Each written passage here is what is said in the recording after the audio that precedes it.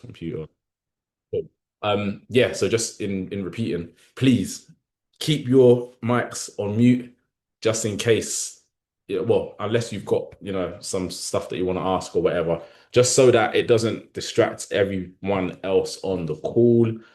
Also, there's no such thing as a stupid question. The stupidest thing to do is not ask the question, yeah? So please, if anyone's got any questions at any time, please do not hesitate to ask, yeah? Like closed mouths do not get fed. I just hosted an event just Saturday gone with a good brother of mine, and I had to mention this as well because sometimes people are not even shy. They don't want to look silly, in front of other people or whatever. You know what I say? Fuck all of that. Yeah. If you got a question, you ask that shit and you ask it now. Yeah. Type it up. I might not answer the question straight away, but I will answer your question nonetheless. Is that clear for everybody? Has anyone got any questions before we start on anything? Because like I said, I've got a lot of stuff that I want to take you guys through. Um, so yeah, let me know. I'm gonna give you guys like 30 seconds and then we're gonna get into some stuff, right? So yeah, by the way, if everyone that I've spoken to personally, I've got a list of a lot of the stuff that you guys have said you wanted to talk about as well. Yeah. So if I forget you, then please just add your question in, of course. And outside of that, please get the most of this out of this call that you can. Yeah, please. Like, if there's anything that doesn't make sense, let me know straight away. Yeah, literally, like, don't wait. Yeah, because a lot of people they'll, oh, wait till later, or I'll give it till later, and then you end up forgetting, and then you don't get your question answered, and then yeah, it's just not the best thing to take place, right? So, okay, cool. Let's get into it. No. Let me just go into here. Can everyone? Okay, hold on. Let me share my screen, and then we can lock in. Admit. Surely there should be a way where everyone could just get added in, you know? So yeah, that's exactly it. Slow feet don't eat, man. Do you know what I mean? And closed mouths don't get fed. It's as simple as that, right? So, can I record? Yeah, so it's recording now. Will the recording also get posted to us? Yeah. So what I'm thinking to do, just because it might make things a little bit easier, is I'll post it on my YouTube channel, right? This is a shameless plug, right? You don't have to subscribe. I would like you to subscribe. Yeah. If I if I add value to you guys, then please subscribe. Yeah. I'm trying to beef up my YouTube as well, right? But let me type in my YouTube up here just so you guys know what my YouTube is.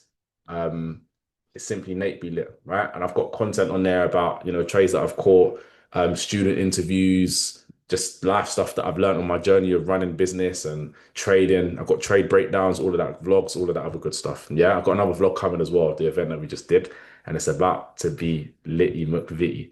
So, right, let me share my screen and we can get into it. So, what I wanted to start off by doing, by the way, is talking to you guys about your psychology, right? Because psychology is so important. And a lot of people just gloss past it, right? And I say this all the time.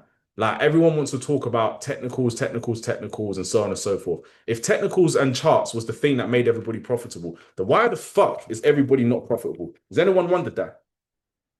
Right? Everyone gets taught about technicals. As soon as you buy someone's course or you join someone's, community or enter someone's mentorship, everyone is very quick to talk about charts, but not as much at the time are people very quick to talk about, fundamentals, if you're using fundamentals or psychology or even journaling your trades. Do you know what percentage of people do not journal their trades? It's ridiculous, right? Even more ridiculous than that. I believe it's like round about 10%. Sorry, no, round about, I think it's 4% or 5%, round about that number of people that actually trade are actually profitable. But everyone seems to be profitable on YouTube or everyone seems to be profitable on Instagram. So somebody's got to be telling fibs, right? So the first one I want to talk to you guys about is the two sides of your brain, right? I'm gonna do some typing. My typing's not the greatest, so you guys gonna have to bear with me, right? But there is two sides to your brain, right? So a lot of the time, again, people, I'm gonna open this window actually. I'm about to spit some heat right now. You look mad. It's about to go crazy. Okay, cool. So like I was saying, right? Everyone wants to talk about technicals. That's only 40, what, like 25% of this whole game, right? You've got technicals, which is understanding how the charts work. You've got fundamentals, understanding the macroeconomics that drive the charts. Ladies and gentlemen, please understand these charts, right, that we're trading are driven majoritively by the big boys, the institutions, which base their decisions on macroeconomics. So if you don't understand macroeconomics, you don't have to be profitable. That's not what I'm saying. What I am saying is you want to go to war with as many. weapons, with as many tools in your arsenal as possible, right? Who wants to go to war with a fucking pistol, right? Not me. If I'm gonna go to war, I need to have a pistol. I need to have a rifle, some sort of submachine gun. I want to have grenades. I want to have this. I want to have as much as I can to give me the best odds of winning the war, right? And in these markets, people just want to come in and you just got technicals. That's you just going with your pistol, right? You don't have any training on your psychology. You don't have any understanding of fundamentals. You don't journal your trades, so you can't refine your trades based on any data because you haven't collected any data because you don't fucking journal. Stupid. Don't do that, right? If you're not willing to take the time to journal your trades, don't take a fucking trade. Simple as that, right? There is no if and buts, maybes. There is not a single cogent rebuttal that anyone can give me that will negate how important journaling your trades is. It's as simple as that, right? So again, like I was saying earlier, you've got two sides of your brain. You've got the left side of the brain, which is responsible for your analysis, right? Your technicals, if you will, your logic, creating ideas, facts, maths, training, your back testing. All of these things are basically taken care of by the left side of your brain, right? And then you've got the right side of the brain, the thing that is responsible for your creativity, intuition, arts, creation, feeling, right? Feelings, imagination, so on and so forth, right? That is the right side of your brain. Most people that are just doing the technical side of stuff are only focusing on this side of their brain. So what happened? Imagine this, right? Imagine I gave you a car and the car only had the two left wheels, the front wheel and the rear wheel. Where's the car going? Nowhere, right? So again, if you don't focus on the other side of your brain as much as the if you don't focus on the right side as much as the left side, you are not going anywhere. I don't care who you are. I don't care what your background is. I don't give a shit. I don't care about any of that, right? You guys are going to see a raw side of me on here because I've only got you guys for a little period of time. So I want to make sure that you guys get every single thing that you guys need whilst you're on this call. And if some of the things that I say are hitting home, it might make you feel away, maybe trading isn't the place for you, right? Because if you think I'm being harsh, wait until the market gets a hold of you. That's what I say, right? So again, make sure that you're working on your psychology. Now, we are going to get into some chart stuff, but before that, I want to very quickly, again, remind you guys of this thing right here, right? It's usually a circle, but we're going to mix it up with a square, right? You have four sides of this trading game that you need to get down to a T, right? Now, again, learning is a lifelong process. So you're not like, there's never a point where you're done. Is there a point where you're profitable and where you can look back and say, okay, cool, great. Like I'm actually doing something here? 100%. However, you're going to want to continue honing in on these things as long as you guys are trading. The first one, technicals, right?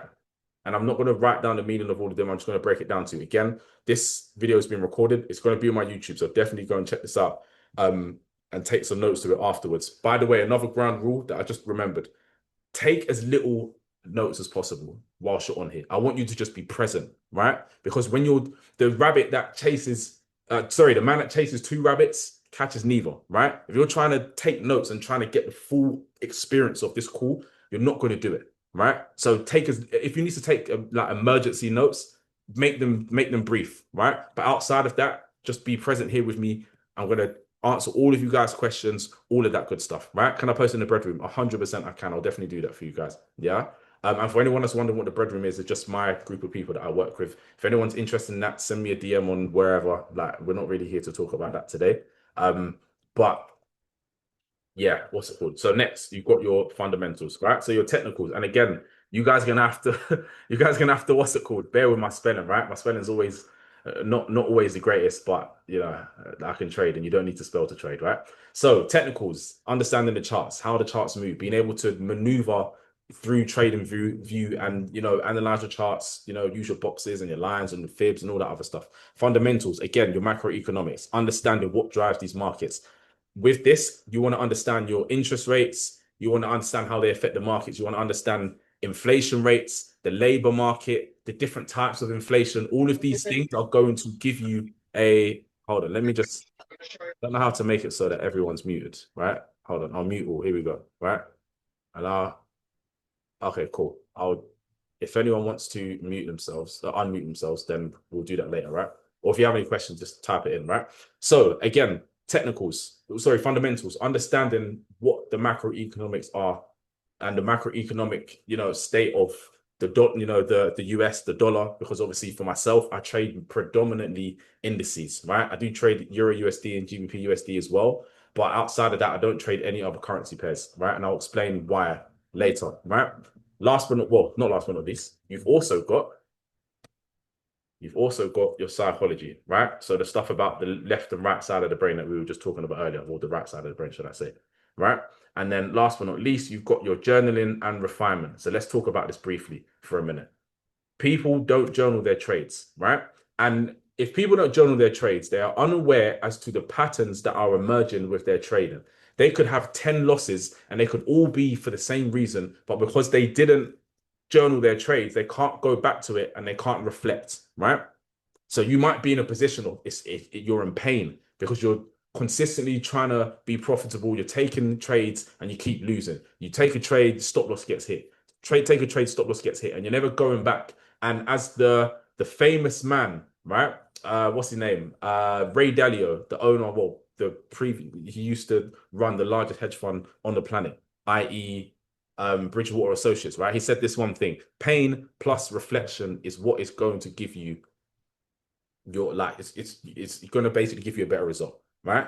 Pain plus reflection equals, someone give me the word, progress. That's it, right? Pain plus reflection equals progress. You're not going to make progress if you don't reflect on the trades that you're taking, and you're not going to be able to reflect on the trades that you're taking if you do not journal. Is that clearer with everybody here? If it is clear, if you understand exactly what I've just said right now and it makes sense and you're going to start doing it from the 2nd of January onwards, put the number 7 in the chat, please. Right? I want to see a bunch of 7s right now. Slap some 7s in the chat, please. 7, 7, 7, 7, 7. Okay, cool. That's exactly what I want to see. Perfect. Okay, sick. So from here, I'm going to dive straight into you guys' questions because we've got a lot of them to blast through, right? So someone actually asked, okay, cool. So is there any specific, oh, and by the way, if anyone has got any specific questions that you didn't send to me directly, please put it in here like nowish, yeah? So I can go through all of them. But someone asked, is there any specific, well, can I touch on fundamentals, how interest rates affect the markets? And hold on, okay, cool. And is there any specific delay lag time between interest rates being released and price moving in accordance with it? So we definitely can talk about that, right? So how interest rates work, right? I'm going to keep this simple but brief, right? It's the mark of a charlatan to make things more complicated than they must be. So everything I'm going to talk to you guys about today is going to be pretty damn simple, right? For you guys to understand. And again, if you don't understand, please feel free to ask a question. So how do interest rates affect the markets? What you have to remember is with interest rates, they are used as a tool to combat high inflation, right? So what is inflation? Essentially, inflation is, the heightening of costs, right? So for example, and you guys probably know what's coming, right? For anyone that is older than what 25, I'll show my age right now. Anyone that's older than 25, you'll remember they still do them actually. The Freddo bars. Does anyone remember when the chocolate Freddo bars were like 10p at a time, and now they're like flipping closer to 50p, right? What is that? That's inflation. And why inflation takes place is because the more money that is being pumped into the economy, the less each penny, well, each pound, should I say, is worth, right? Or each penny pound doesn't really make a difference, right? So let's use an example. Let's say there is, I don't know, you've got a specific type of car. Let's see if I can find the car thing on it. Okay, cool. So you've got a specific type of car, right? And this car, there's only one of this car in the world, right? Or let's say there's 10 of this car. The price is going to be pretty damn high because there's only 10 of them in the world. Now, if there was a news release that said there was going to be, I don't know, 500,000 more of these cars being made next year, what's going to happen to the value of this car? Who can tell me? Who can tell me?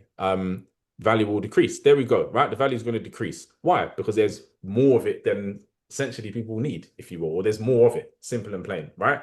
And what happens with inflation is the more money that is printed, right? And there's a lot of money being printed, right? The lot more money that's being printed, the more money that is being spent, the more money there is in the economy, which causes prices to rise because the value of £1, right? Back in the year 2000, there was less money in the economy, which means each pound was more valuable. But now where there is more money in the economy, means what? It's less valuable. So the less valuable each pound is, the more pounds you, let's say there's something that's £10. Before, back in the day, you would have needed £10. Now you might need £15. Does that make sense? Because the amount, the value of this pound has decreased so much that you need way more of it to pay for what was once £10. Does that make sense to everybody? Give me a 777 in the chat if that makes sense to everybody. Yeah. Okay. Perfect. Makes sense. Sick. So, how does the interest rate come into play? Interest rates, like I said earlier, are used as a tool to essentially combat more like high inflation, right? So if high inflation takes place because more spending is taking place, then what the interest rates are here to do is to essentially cause more people to spend less money, which means less money is being pumped into the economy, right? So what they do is interest rates come higher. And what does that mean? What's the largest way that people spend money? Whether it's via the houses, whether it's for cars, what do people usually do to in order to buy these things, the most expensive things? They usually take out something called loans, right? Well, there we go, right? Loans. So if more people are if more people are taking out loans, that means there's more money pumped into the economy. If interest rates go higher, less people take out loans because the price of having those of getting those loans is more expensive. So you might take out a £10,000 loan, right? And if the interest rate is at 1%, then you're going to end up paying what? Oh, sorry, if the interest rate is 10%, sorry, you're going to end up paying, I don't know, £100, right? But if it goes up to 20%, I know obviously it's super high numbers, I'm just using it as a way to make it simple for you guys, right? If the interest rates are higher, that means you have to pay back £200, right? Which means you're paying more money as the interest rates go higher. So what the interest rates being higher does is it causes less people to take out loans. It makes money less accessible, right? Especially for businesses. If money is less accessible to businesses, then what's going to happen is they're not going to take out as many loans. And because money is not accessible, businesses will start looking for reasons or looking for ways to cut costs. And what is the way that costs get cut? What's the first thing that companies do? What's happening all over the world right now? Jobs are getting cut, right? And if jobs get cut, less people have money. And if less people have money, less people are spending less money, which means less money into the economy, which means inflation will go down. Does that make sense to everybody? Give me a 7 in the chat if it makes sense to everybody. And if it doesn't make sense, please let me know. Please let me know. Don't be the person that doesn't understand anything that's going on. And it's like, oh, I'm a bit nervous. I don't want to ask a question. Don't do that, right? This is your safe space to make any mistakes and for you to be able to be comfortable enough to be wrong in some instances, right? So again, interest rates being high causes less people to spend money. Interest rates being low causes people to spend more money, right? So again, the interest rates being higher is used as a tool to combat high inflation, to i.e. stop, to basically keep spending at bay, if you will, right? Keep inflation at bay. So the second part of that question that someone asked was, is there a delay between interest rates being released and price moving in accordance with it? It was that the actual question was, is there a fixed delay? And the answer is no, there's not a fixed delay. There's not a fixed amount of time that it takes for the institutions to, fill their orders. A lot of the time, what you'll find is the institutions will basically something called priced in, right? So a lot of the time, what will happen is price will be price will be priced in, if that makes sense, right? Which basically means that a lot of the time, before the actual interest rates get cut, right, or they get raised, depending on what's going on with the economy, right, it will cause the institutions to do what they want to do, what they're planning to do before the actual release takes place. Does that make sense? Right? So if that's the case, hold on, let me just let this person in. So if that's the case, then okay. Oh, okay. Cool. Sorry, ladies and gents. But yeah, so again, like these things that are taking place in the markets are going to be priced in before, a lot of the time before these interest rates actually come out, right? Because the institutions know before the interest rates get released, So a lot of the time, the effect will take place before. Now you're probably asking yourself, wait, hold on a minute. Doesn't price usually move fast after? Yes, that is true. But who are the biggest players in these markets? It's the institutions, right? So oftentimes they will want to fill their orders. And the way for them to fill their orders, right? Let's say they want to fill buy orders. A lot of the time, you guys have probably seen it. Interest rate comes out, bam, price might go in the wrong direction, in the opposite direction of what is anticipated. Why is that? They're stopping people out. Not because they care about Sam's flipping 20 pip stop loss, but because they can bring price lower, they can fill their orders. Because if they want to fill buy orders, they need to have a certain amount of sell orders available. Well, there needs to be a certain amount of buy orders available. And how they trigger those is by hitting out people with stop losses. If you have a sell and your stop loss gets hit, what happens? That sell then turns into a buy. Does that make sense? Right? If that doesn't make sense, then let me know and I'll elaborate further. But pretty simply put, institutions will move price afterwards. It's called, you probably would have heard of the term stop hunting before, right? That's usually what takes place. The market will move a bit sporadically and then price will move in its intended direction. Sometimes you might see something like that. Price will usually move pretty crazily after that news release comes out, not because the institutions didn't know what was going on before, but there needs to be an excuse to move the markets in that fashion, right? If there isn't an excuse and they are found doing that, oftentimes banks will get fined for market rigging, if you will. And this is not something that is like brand new. Like again, you just type it in, banks fined for market rigging. This stuff that has been taking place, bro. Do you know what I mean? Five banks have been fined 1.07 billion by the European Commission after traders clubbed together to rig the foreign exchange market. Four banks, Banana Split Cartel, Barclays, RBS, Citigroup, and JP Morgan, were fined 811 million euros in all. Right? So this shit has been happening, bro. Like let's not be naive now, right? These institutions, like again, if you run one of the largest markets on the planet, of course you're going to cheat. You're going to get an 811 was it 811 811 million euro fine between the lot of them. It's a little slap on the wrist. They don't give a shit about that, so they will rig the market as much as they can, but they a lot of the time need an excuse to move the markets how they want to, and that excuse is news, right? So can't remember who was to ask that question, but I hope that answers your question. There isn't a fixed lag, if you will. A lot of the time, these things are being priced in. So usually it will happen, like you tend to see things happening before the interest rates come out. But sometimes you won't. Sometimes you'll see it afterwards, after there's been like a manipulation, if that makes sense. So I hope that makes sense. Next question, right? The important time frame to look at when analyzing and executing a trade. It really depends on your strategy, right? And speaking of strategy, I'm going to answer a question that is lower down because I feel like it ties in with each other, right? The strategy that we trade that I trade is Wyckoff, right? Now, what is Wyckoff? Wyckoff is simply the study of institutional order fulfillment, how institutions are filling their orders, right? So, okay, cool, yeah, wicked. So, yeah, again, it's the study of institutional order fulfillment, if you will. Now, again, if we can understand when institutions are filling their orders, then we can understand how and when to position ourselves into the market before the real move occurs, or as the real move is occurring, right? It's like, with Wyckoff, it teaches you how to know when the institutions are filling their orders, when they're playing in the markets. It's like, okay, I'll give you guys a prime example, right? And I use this example often. Imagine you're in the Arctic, right? And you're walking, it's freezing, it's, sub-zero degrees, and you're walking through the snow and you see a massive ass footprint. It is like, you can't argue with it. Like there's a bear or some sort of wild, massive animal around.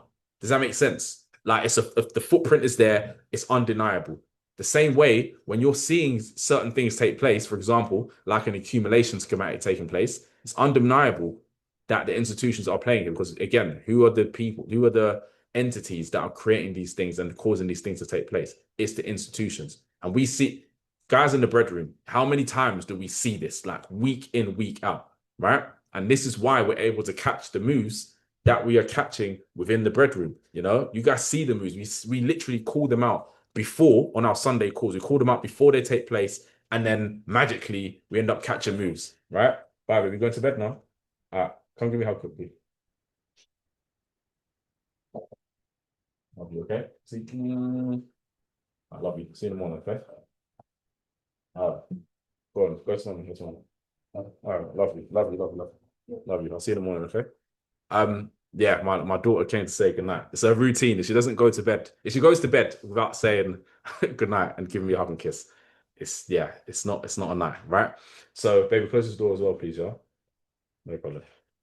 So yeah, ladies and gentlemen, like I was saying, right? It's undeniable. If the institutions are playing, you are going to see it if you are trained to see it. Now, a lot of people ask, oh, is Wyckoff hard? Is it difficult to learn? Nothing is easy or hard. You are either trained to do it or you are untrained to do it. It's literally as simple as that, right? So, how does Wyckoff actually work? I've actually got a little presentation here. I'm not going to go through all of it right now because, you know, I don't want to be here for like 22 years and I don't think you guys either, right? So, very simple. I'm just going to just blaze through this real quick. Why Wyckoff, right? It allows me to trade based off of facts instead of ambiguity. I don't want ambiguity. I want to know what I'm doing week in, week out. I want it to be the same thing and I want it to be repeatable so it can be traceable, so I can refine it and I can be more profitable year after year, right?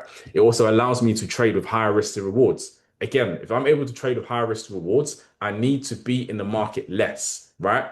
I left my job from doing this like a little while back now, right? I've been making a full-time income from this thing for like what?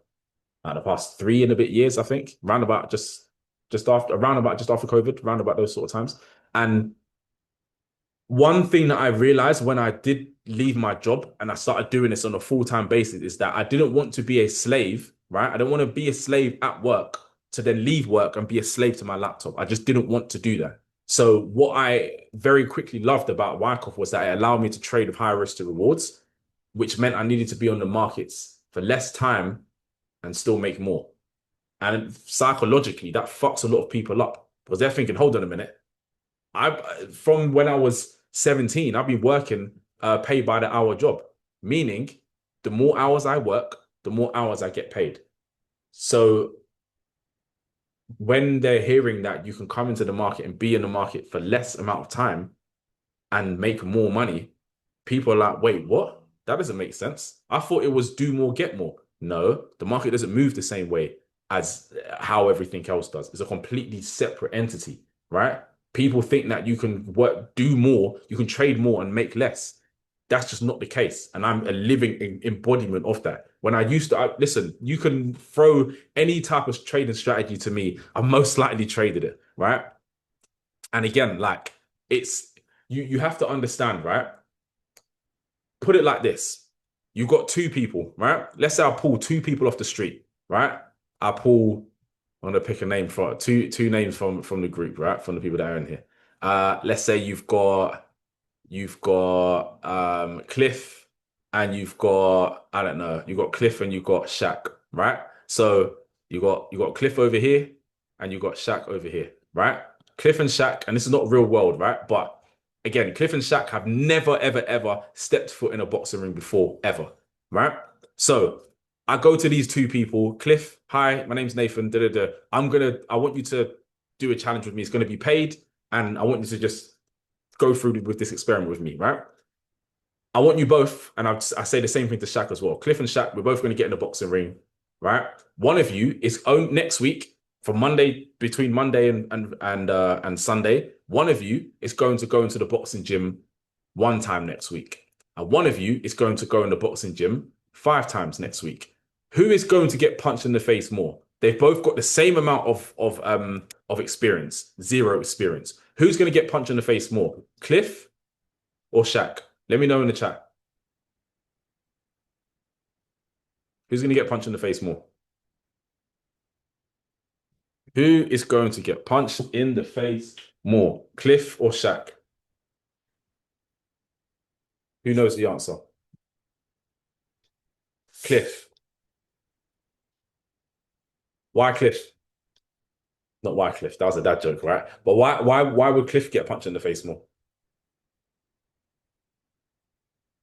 Shaq. That's the correct answer, right? Why Shaq? Because Shaq is getting in the ring more. They both got the same amount of experience, which is zero experience, right?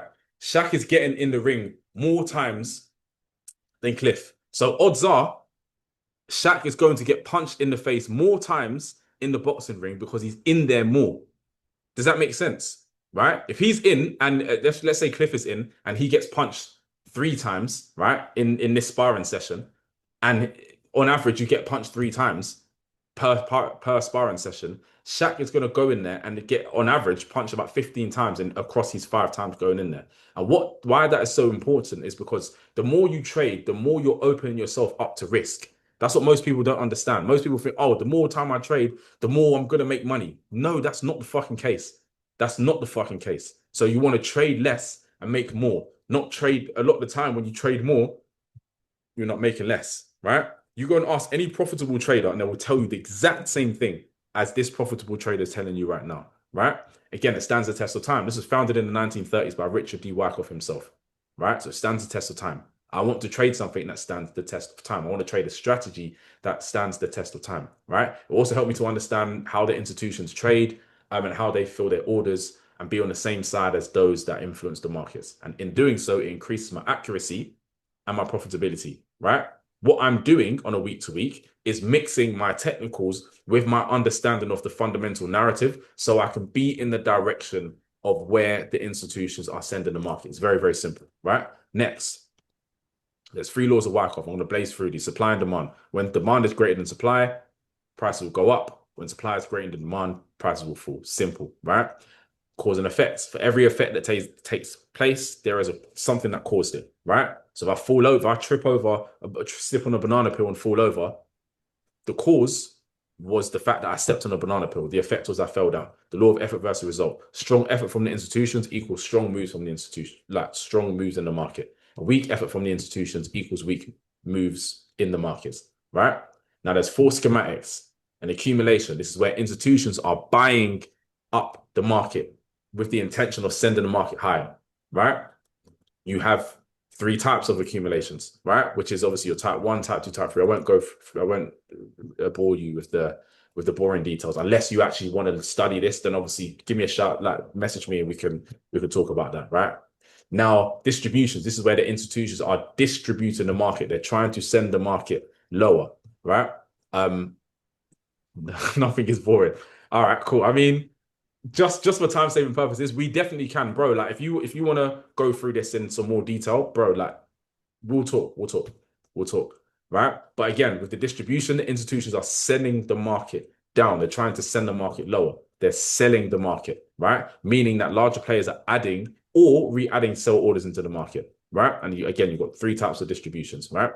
You've got reaccumulations where the institutions are re-adding or buy orders into the market, and you have redistributions that are re-adding sell orders into the market. Now, this is what makes market cycle, right? And I'm going to hurt some feelings right now. If you've been trading for a little while and you're not trading Wyckoff, that doesn't mean you're doing something bad. I'm not here to put anybody down or whatever, but you can just look at the results of I'll tell you you'll hear what I'm going to say and you can make your own opinion, right? I'm profitable and I know this has worked for me. So that's all I can go off, right? When you're trading based off of schematics, right? This is real market structure, right? Because if the institutions are trying to go from down here to up here, what they will do is they will add buy orders into the market and then they will re-add buy orders. They will re-add buy orders until they get to their designated target, right? And then what they will do is, and I'll show you an example in a minute, right? But you'll see a distribution up here. And then this is when they're trying to send the market lower. A bullish market cycle is accumulations plus reaccumulations and more reaccumulations until they get to their target. A bearish market cycle is where they distribute and then they redistribute and then they redistribute with the intention of sending the market lower, right? Now I'm going to make something very fucking clear, very clear, right? Right. This is not highs and lows, right? Highs and lows are going to get your account blown. This is highs and lows. Higher high, higher low, higher high, higher low, higher high, higher low, right?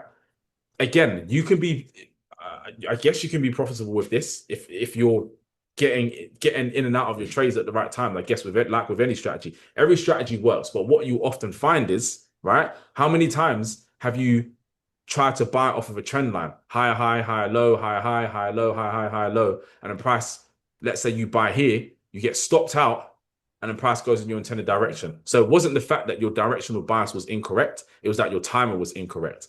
This is what happens over and over and over again. Don't believe me? Let's look at some examples, shall we?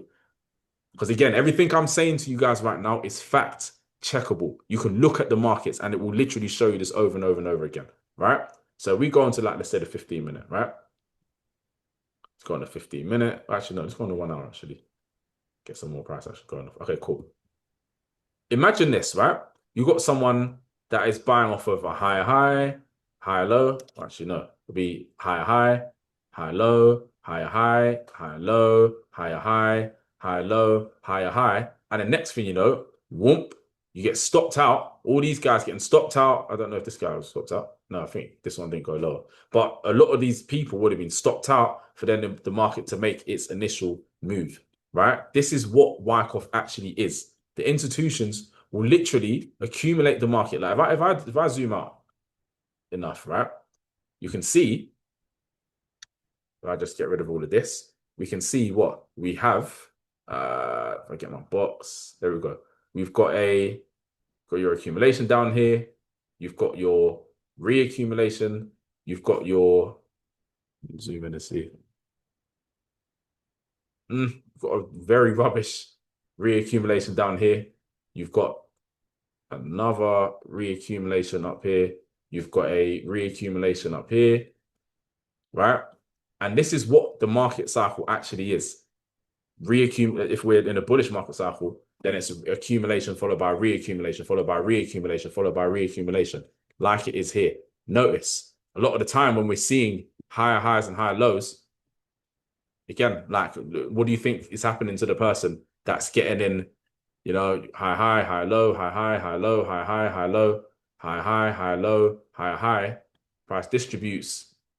These people get stopped out and the price goes in its intended direction, right? And you see this over and over and over again.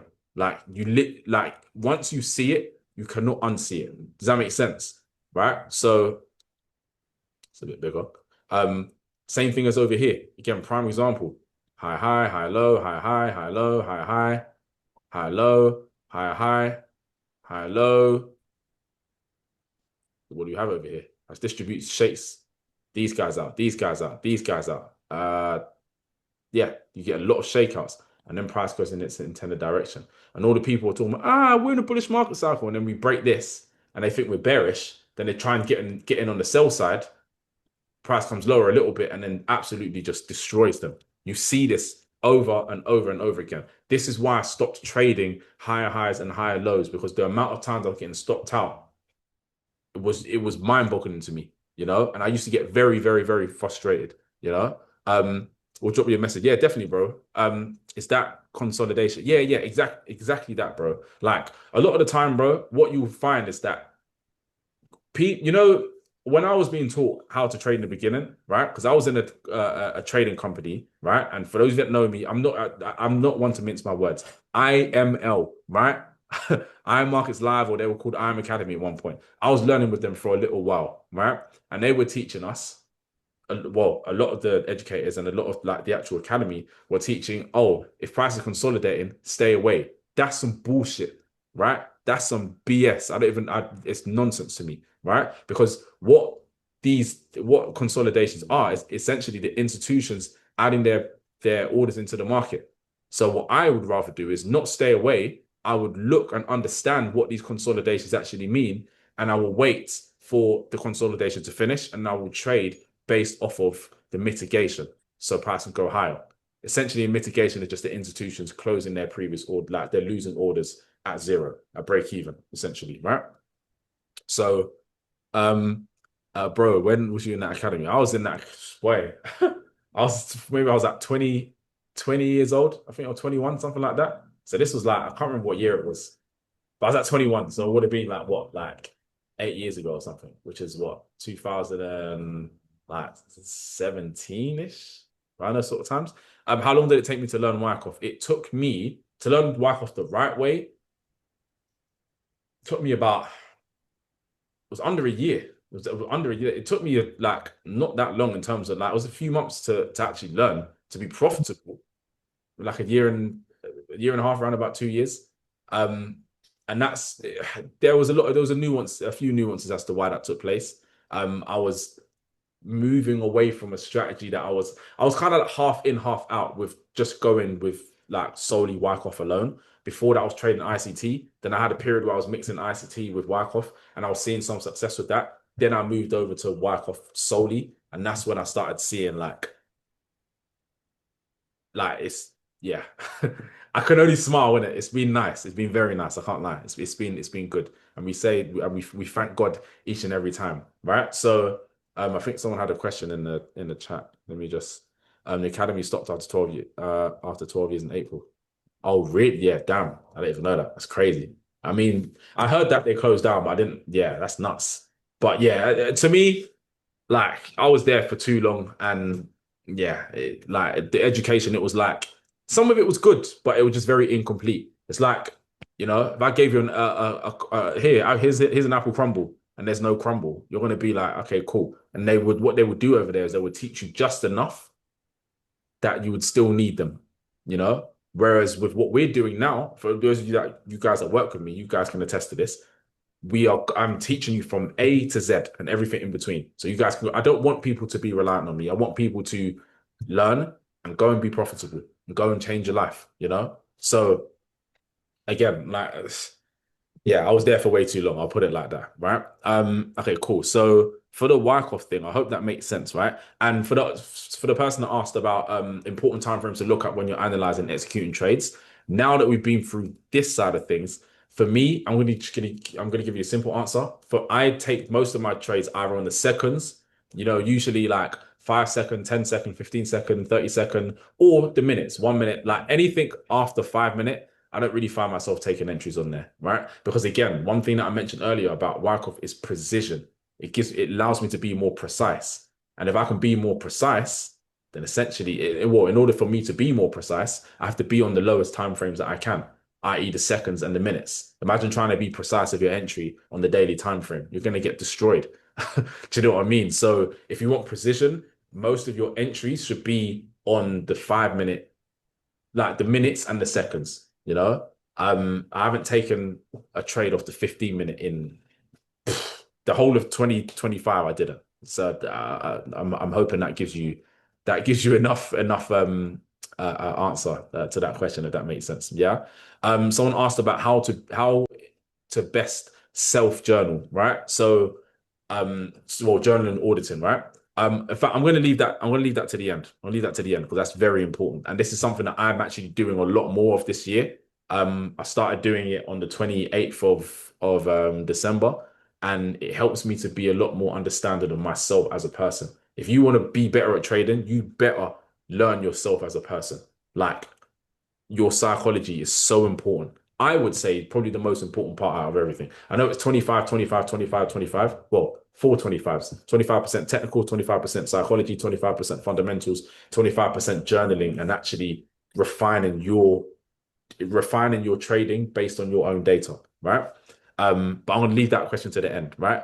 We spoke about psychology, how to be more precise, and how to stop blowing in accounts. That's like a double, but it's a joint question. How to stop blowing accounts? First of all, you have to stop the inertia. You have to stop the bleeding, right? You have to stop losing so many trades. What's the easiest way to stop losing so many trades? Stop fucking trading for a minute, right? That take some time and understand yourself. Because if you're losing a lot of trades and you're blowing accounts, I don't think it's a technical error. I think it's more psychological, right? Most people don't have an issue with their technical. Most people, their problem is actually psychology, right? So, yeah, have you heard of Trade House, guys? Yeah, I have heard of Trade House actually. Um, yeah, I've heard of Trade House. I used to talk to one of them pretty often, and then kind of just fell down from there. Um, how much profits were you making, if you don't mind me asking, before you left your job? Good question. So I was, in terms of percentage, like I was doing around about like 2 to 3%. And it kind of helps that I wasn't earning that much of my job. So what I was making was like round about the same and some months more than what I was making for my job. So in terms of money, like it's difficult because it wasn't so much how much money I was making month to month. It was more what I had put away, like to sustain myself in case of bad months, if that makes sense. So like when I had left my job, I had like a good like I could have sustained myself for like almost a year without needing to like work or anything. Do you know what I mean? And at that point, I was like, okay, cool. I was actually talking to, I think it was Jez that I was talking to about this not too long ago. But it was like, okay, cool. I've got enough there and I'm making like some consistent money to the point where I was like, okay, cool. I should just jump, and hopefully I'll learn to fly on the way down. And that's kind of what happened. There were some rocky points. I won't sit here and tell you guys, oh, it was smooth the whole time. Nah, because there was periods of time where it was quiet. There was periods of times where I was losing trades and I was operating from a survival mentality. So like I was trying to hold on to what I had, and I was being very monetary based rather than following my protocol base, if that makes sense. And it caused me to, lose some money and have like these losing months. And I got scared at a point, and it was a lot. And then yeah, I got like another job that was like 2 days a week. Like I was still making enough money to not need to work, but I just was like, okay, cool. My psychology was better this way. And then I ended up leaving that like after some time. And then I was like, you know what? I'm just gonna I'll figure it out. And it's been obviously last year and the year before was a lot smoother. Like 2024 was ridiculous. Like it was like I took like 7 trips that year, and before that, I was lucky to take 1 or 2 trips a year, let alone 7. And yeah, it was nice. It was nice to just, do you know what I mean? To be able to improve over time, if that makes sense. How do you separate your emotions from your trades, and how do you handle the low times? Don't mind me asking. Yeah, good question. So, how do you separate your emotion from your trades? It's for me, it's understanding and being very critical of what my plan is. So like I'm very meticulous with like, okay, cool, with my trading plan. I'm very good at, okay, this is my plan, and I'm not going to deviate away from that. That's not like for me, if I'm just going to break it down very simply. Number one, have a strict plan. A lot of people be trading, they don't have their plan written out, or they don't have a document of it. They don't even know what their fucking plan is. So if you don't know what your plan is, you're subject to ambiguity. And with that ambiguity, if you have a consistent approach to the market, you'll get a consistent approach from the market. If you're inconsistent with your approach to the market, then you are going to get an inconsistent result from the market. What goes in must come out. Inconsistency in, inconsistency out. Consistency in, consistency out. So you have to be understanding of what your plan is and be consistent with that. That's number one. Number two, you need to, I was going to say master your psychology. Yes, but I don't think like learning is a lifelong process. So I don't like to look at myself as the master. I look at myself in a consistent work in progress that's just getting better year over year. And what you have to do is you have to start studying your psychology. Why am I the way that I am? And there's so many different, psychological errors that you could be making that it's difficult to pin it down to just one. For example, your thing might be you overtrade, but then you have to ask, why am I overtrading? If I was trading on $100 million account, would I still overtrade? No, because one trade could make my next 5 years if I play it correctly. Does that make sense? So it's not the fact that your psychology, or no, your psychology is bad, but not because you're a bad trader, but because you're trading with too little capital, bro. If you've got flipping £1,000 account, right, and you make 10% on that, bro, you're like 10% of £1,000 is £100. I could go on the street and beg for more than that. I could go take my ass to Oxford Circus, and I will give me a week. I will come away with more than £100.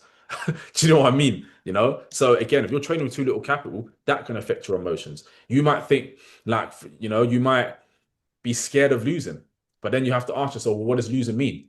Does losing mean that you're a bad trader, or does it mean that you're subject to probabilities, which we all are? No one has a 100% hit rate. Nobody, unless you've been trading for like a day and you caught your first trade and you won.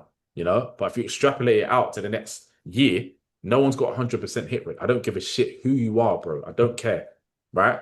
Like I don't care about any of that, right? But again, you have to ask yourself, what does losing mean to you? You know, why is losing a bad thing? Can you name me a single profitable trader? Forget traders, actually. Can you name me a successful business person? Anyone that you look up to, you show me their life. They've taken some else, you know? So losing is not a bad thing, but we think that it is because of what we've been taught when we were younger. You put your hand up, and did anyone have it in school where a teacher would ask a question, you put your hand up, and then you'd give an answer, and it's the wrong answer, everyone laughs at you. From a survival perspective, your body is going to react to that. You know, next time when a teacher asks a question, you're not going to put your hand up because you're like, shit, I remember last time I was mocked, I was made fun of, I was scrutinized, if you will. You know, I was made the laughing stock. So then you're not going to. Do you know what I mean? Your your brain has a very interesting way of protecting you from pain and taking you towards a pleasure.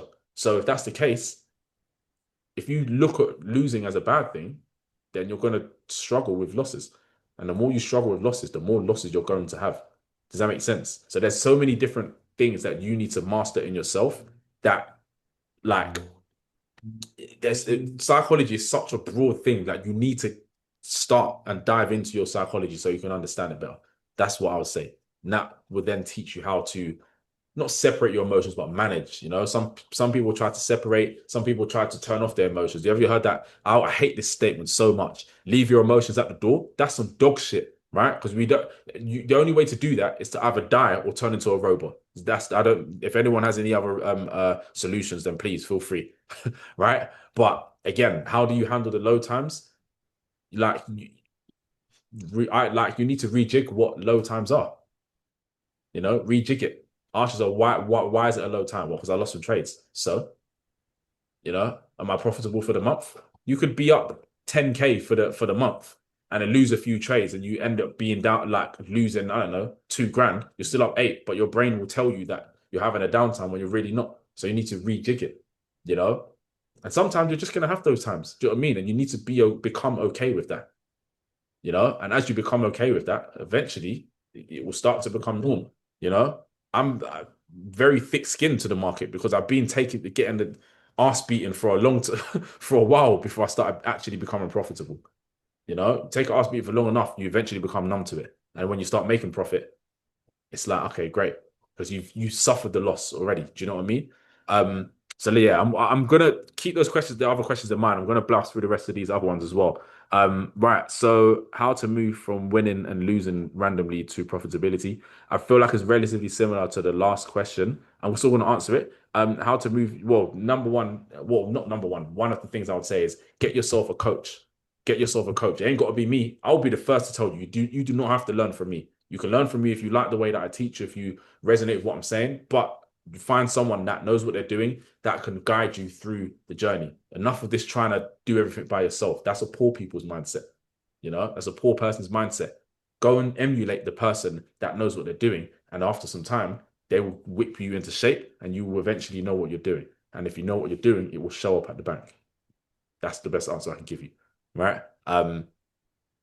Yeah. Next question. Prop firms, which are the best ones? Where can okay, prop firms, which are the best ones? Um, they're all shady as hell. I look back in terms of like they're good, but again, like they're all subject to rules, you know, they're also like you can get payouts denied. I've had payouts denied, and it's pretty damn painful, you know. The ones that I have used, well, the main one that I've used is FTMO personally. I've had few little things here and there, but overall, my experience has been good with them. So I can only recommend what I've used. From what I've heard of, I hear Top Step is pretty good, so I'm going to look into them as well. Um, IC Funded as well is pretty good. And I've also heard a lot about what's the other one? I forget the name now. It's a purple company. Alistair, you know who I'm talking about. I can't remember the name of them now. But Funded Next, is it? Funded Next, I think it is. Is it Funded Next? Uh yeah, Funded Next, that's the one. Yeah. Um, yeah. Use low times as fuel to do better. 100%. You know, journal, like audit yourself, journal. When you're having bad times, journal yourself. Dive into why, like, dive into yourself. You know, who was it? I think it was Jim Rohn that said, work harder on yourself than you do on your craft. I fully believe that. You know, you have to do that. You have to do that, you know, because you can work as much as you want. You can do technicals as much as you want. That doesn't mean you're going to be more profitable. Trust me, I've been in this game for like 8 years and I'm telling you, work on yourself more and you will start to see better results. That's what I'll say. But yeah, FTMO is the prop firm that the funded account company that I use. And I could, obviously I've mentioned the ones that I've seen other people get payouts from, and I've spoken to friends and I've heard good things. So, but yeah, in terms of what I would personally recommend for someone that's a close friend of mine, family member, FTMO is probably who I'd say person. That's who I've been funded with, and that's to me that's the one that makes the most sense. Um, right, where should I spend most of my time? Crypto or stocks? Depends on the market sentiment at the time. You know, if we're in a bearish market cycle, like how we're going to be in next year, based on the fundamentals, I wouldn't focus on crypto or stocks unless it's selling them. And if you're trading them, then you can do that. If you're not trading them and you're buying and holding, next year I wouldn't recommend doing that for crypto, especially because we're in the next year is going to be the bearish year. You have a 4 year market cycle, 4 year cycle with crypto. 3 years bullish, 1 year bearish. We've been bullish for the past 3 years. That's why I've been hitting all-time highs and so on and so forth, right? Next year, we're going to see cryptos take an absolute ass beating. I think close to 40K, 50K, around that sort of region. So yeah, but in terms of stocks, I mean, again, if you understand fundamentals, I mean, next year, I believe there's going to be a crash next year personally. From a fundamental perspective, we can speak about that at the end if you guys want as well. But yeah, for me, I would say when the fundamentals align, if you're just buying and holding, I would say yeah, like I don't have a blanket. I can't give a blanket answer because it really depends on what the market sentiment is. If you don't understand the market sentiment, or if you don't understand what you're investing in, I would say focus on neither and focus on your understanding first, and then that will tell you what to focus on more, if that makes sense, you know? Um, right. So, can I talk about the relationship between stocks and the dollar? Yes, I can. So the relationship between stocks and the dollar, stocks and so the dollar is actually looked is a risk off asset, right? Which is it's a safe asset basically, right? So the dollar, when people buy the dollar, they're buying government bonds, like the American government bonds, right? US government bonds, right? So with government bonds, they are looked at as a safe haven asset, right? So in times where, for example, where interest rates are going higher, what that means is interest rates are going up, which means the yield attached to the government bond yield is attached to the interest rate. So if the interest rate is going up, the yield's going to go up as well. Now, what the yield is essentially what you're going to earn when you're buying government bonds. So government bonds, what are they? Essentially, is you borrowing money to the government, right? If I'm just going to oversimplify it, you're borrowing money to the government. Now, every bond has a yield attached to it, right?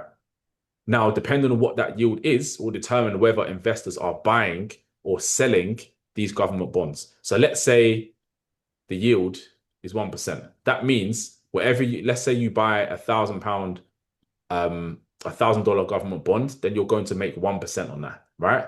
If the interest rates are low, let's say the interest rate is 1%, you're going to earn round about a 1% on your government bond, right? Now, let's say that now the Federal Reserve, right, Mr. Jerome Powell comes out and says, right, we're hiking the interest rates. What that will do is that will cause investors to pump money into the government bond. Why? Because the yield is going up, and investors want to put their money into things where the yield is going higher. Does that make sense to everybody? Put a 7 in the chat if that makes sense to everyone. Let me make sure you guys are still awake right now.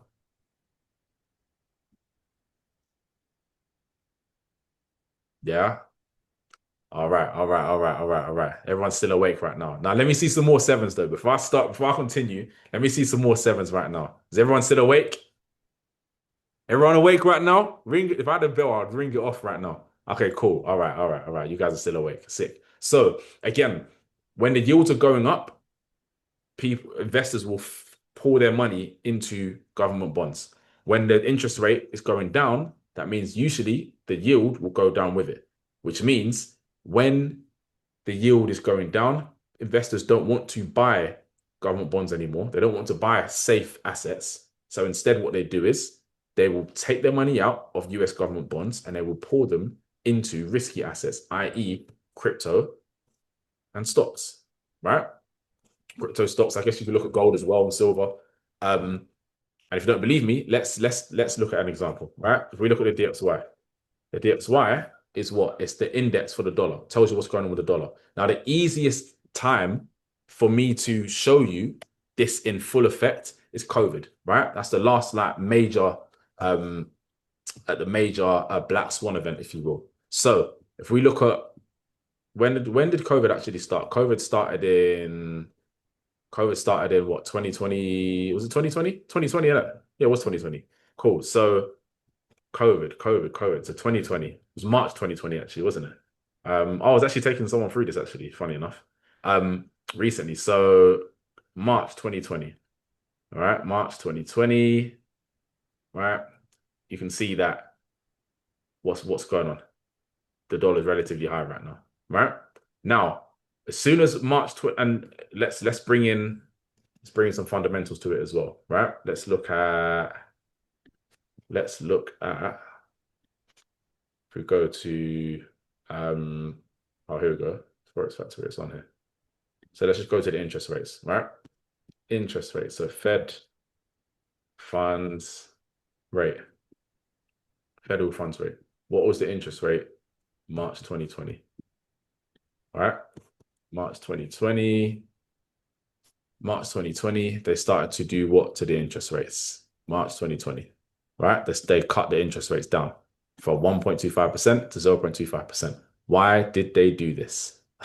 Because they wanted to stimulate spending. They wanted to stimulate spending because people were being locked in their house. People were locked away. People aren't spending so much money. So what they were doing is they were trying to stimulate the economy the best way that they could because people weren't spending so much money because people were scared, right? So interest rates were low, which means the yields are also going to be low. And what happened in March 2020?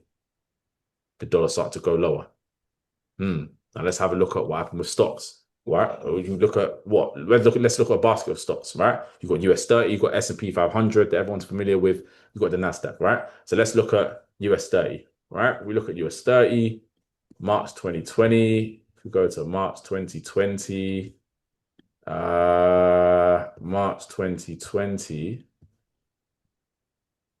March 2020 was all the way down here. March 2020. Isn't that interesting? Right? When the dollar started to go lower because the interest rates are low, what were investors doing? Investors were pulling their money out of safe assets, causing the dollar to go lower, and then they were pouring their money into risky assets, causing this to go higher. And look at what happened after 2020. If this doesn't show you the transfer of money from hand to hand, that's what money is. Money is energy, and energy can never be destroyed. It's transferred from place to place. Same as money. If money's flowing up somewhere, that's why all of you have probably heard this statement before. Correct me if I'm wrong. Follow the money. Has everyone heard that before? Put a 7 in the chat if you've heard that before. Right. Follow the money. That's what they say, right? Have you guys seen the money? When money's leaving somewhere, it's going to be going somewhere else. And if you can be astute enough, if you can be what's the word that Andrew Tate uses? Perspicacious enough, then you will understand, okay, cool. Okay, wait, money's flowing out of here. Where's had a large injection of money? Oh, hold on a minute. Money's flowing out of dollar, and all of a sudden money's flowing into crypto. All of a sudden money's flowing into the S&P 500 all of a sudden. Interesting. Does that make sense? So that's the relationship between the dollar and stocks, right? And it's also the same with crypto because crypto is also classed as a risky asset. Yeah. Right. Can you show us how to take partials from lot sizes? Yeah. So, right. So let's say, for example, you are going to, I don't know, let's say, okay, so let's draw an example. So, right. So we see an accumulation. It's accumulating out of my point of interest, the area which I'm interested in buying from. I see my accumulation take place, human manipulation, and I'm going to have my entry. I'm not going to use the fib because I don't want to confuse anybody, right? But let's say I'm going to enter right here. right? And this is my stop loss. Again, I would never have this larger stop loss, right? 1,425 points is ridiculous, right? But again, let's say my target's up here. Great. I've predetermined my trade before I've gotten in, right? You don't predetermine where you're getting in and out when you get into it, when you're actually getting into a trade. You want to predetermine it before, right? Because poor planning prevents perfect performance, something like that, right? So, or peak performance, one of the two. So let's say now price comes into your entry. Cool. Before price comes to my entry, I've already calculated what my lot size is going to be. And let's say that I'm going to use a juicy, I don't know, 10 lots, right? No, let's say, yeah, in fact, yeah, 10 lots, right? Right? Or 10 contracts if you will. So proper planning prevents piss poor performance. Something like that. Right? I'm actually gonna, I don't think that's the actual one, but I'm gonna borrow that. Yeah. So Ben, pick up yourself each and every time, right? But yeah, let's say I'm taking this trade is gonna be 10 lots, right? So price makes its way down. Boom. Cool. So I've been entered in this inside of this 10 lots, right? Let's say I've got one target here. These are all fake targets, but just so you get the point, right? Two target, and then you've got a third target, right? I would say here is round about halfway. So let's say price makes its way up to here, right? This is my halfway target, if you will, my take profit two. Let's bring this down a little bit, right? So let's say here I plan to take half of the volume off, right? What that will mean is essentially because it doesn't on a MetaTrader 4, if you're trading indices, it won't let you take like micro, like it won't like fraction size, if that makes sense. So like for example, it won't let you like with currency pairs, for example, you might be able to take, I don't know, 1.20 lots off of the table, right? That is a horrible 2 and 0. 1.20. But with indices, i.e. US 30, S&P 500, NASDAQ, they don't let you do that. You have to take two, or in this case, you have to take one lot off, or you have to take two lots off. So if you're taking half off, like half of the volume off, let's say at this point you're up, I don't know, 5K, for example, right? What will happen is if you wanted to take half off, you would take off 5 lots, right? Take off 5 lots at this point. That will leave you with another 5 lots. And then obviously you will have half the position left over to go to your end target, if that makes sense. Yeah. That's as simple as it is, bro. Literally. Like if you wanted to take a quarter, usually a quarter is zero, it'll be 2.5 lots, right? But on here, again, indices, you can't take off 2.5. So you either have to take two or you have to take three. Usually for me, I'll be honest, I usually bear on the side of the higher number because I want to pay myself a bit more. So rather than taking 2 lots, I'm just going to take three, even if it's closer, by the way. Like let's say it would usually be, 2.20. I'm just still going to round it up to 3 lots. I don't care because I'd rather pay myself more than pay myself less. Yeah. Like pay yourself. That's a whole nother situation. We'll talk about that later or in a different call if you guys want, right? How are you guys finding this training, by the way? Is everyone getting value? Give me a 777 if you guys are getting value right now. Give me a 777 if you guys are getting some value right now. I want to see 100 sevens. No, I'm joking, not 100, but you guys get the point, right? Let me see. Let me see who's getting some value right now. Yeah. Damn. Damn. Give me some more sevens right now. All right, that's more like it. That's more like it. That's more like it. Okay, sick. So next thing, what's the next question? I hope that answers. I don't know if Kernaz is actually on here. Which website to use for lot size indices? So there are different ways you can do it. For me, I like to use this one here. It is. I used to have this thing that was integrated with my MT4 and then it stopped working, which was very upsetting. I like to use. What is the thing? It's this here, but it's. Let me see. Indices. If you type in indices lot size, I'm trying to show you guys so that when you're doing it yourself. Indices lot size. FX Verify is this one here. I like to use this one here, personally. Yeah. So in here, essentially what you do is, let's say for example, you're using, I don't know, let's say you're going US 30. So US 30. For me, I've got IC, I'm on IC markets, so it just comes at IC markets. And then on here, if I'm obviously if it's a prop firm, then obviously it'll be US dollar. If it's not, then it will be, pound, right? So let's say I'm doing US dollar, and let's say obviously I want to do it in terms of points, right? So let's say, for example, now let's go over to here, delete that, delete that. I can delete this as well. All right. Oh, delete this as well. Okay, cool. So account balance. Let's say, I don't know, funded accounts, I'm going 100K, right? Let's say the stop loss is, let's say it's, probably don't want to use the example that's on TradingView right now. Um, what was the lot size on there? One, yeah, no, okay. Let's say it's, I don't know, 30 points, right? Or let's say 20 points.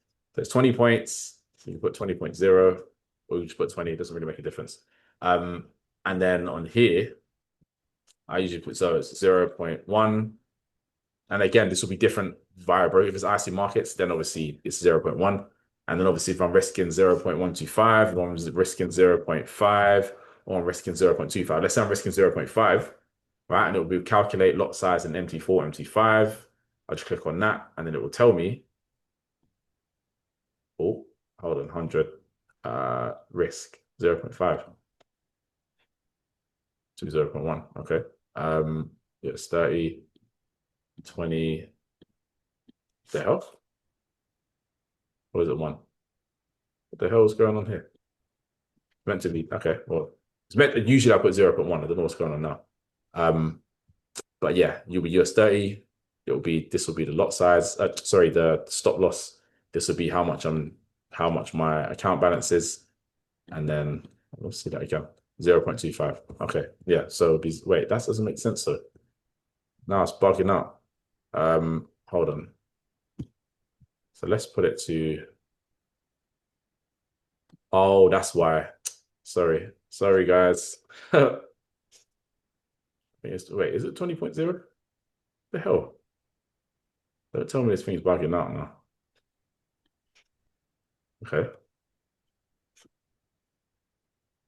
Yeah, I don't know what's going on. But yeah, usually, okay, do you know what I want to do? Let me come up with it and do it again. Okay, so we'll go again, shall we? So US 30. Oh, let's go US 500. US 500. US 500. US 500. Got IC markets. And then go US dollar. Stop loss. Use stop loss in pips. So again, account balance, 100,000. Stop loss. So I don't know, 25. 0.1, I've got risking 0.5%, calculating this. Interesting. I don't know why it's doing that, but usually it comes up the right thing anyway. So I'll send you guys the link and I'll probably do another train on it. I don't know what's going on. 0.1, it's not 0.01. Unless it's 1. It wouldn't be 1 there. That doesn't make any sense. Unless you have to, I don't know, unless it's changed. 0, 1.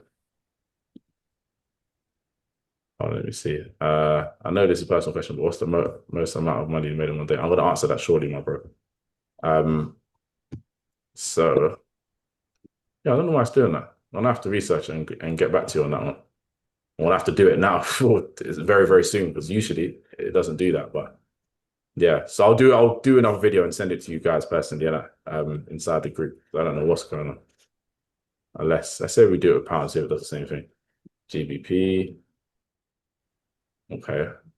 All right. So we go 0.1, 25. Yeah, that's really weird. I don't know why it's doing that. Yeah. But yeah, I'll figure it out and then I'll do another video for you guys anyway. But okay, cool. So somebody asked, where's the chat now? Somebody asked, I know it's a personal question, but what's the most amount of money you made in one day? Interesting question. Do you know what it is, bro? I don't really like to do the whole financial thing. Do you know why, bro? Yeah, because it's like well, for starters, it sets the wrong expectation for a lot of people. Do you know what I mean? Like because I made something, people think that they're going to make the same as well. And for stuff like that, I like to just keep it personal. If I'm being very honest with you, you know. But what I will say is that it's five figures. I'll put it like that. Yeah, I haven't quite crossed the six figure anyway, but yeah, it's five figures. I'll put it like that for now anyway. You know. Um, right. So next question, right? So yeah, but I hope you understand why that's what's it called. Taxman has found a Zoom call. Yeah, Zoom call will be ending now, ladies and gentlemen. Yeah, I'm gonna have to log off right now. This is all an illusion anyway. So, what's the most difficult thing about learning the Wyckoff method? And I understand. The most difficult thing, I wouldn't say it was difficult, bro. Do you know what it is? For me personally, it's always and it's going to be different for every person. It's like learning something new that you haven't learned before.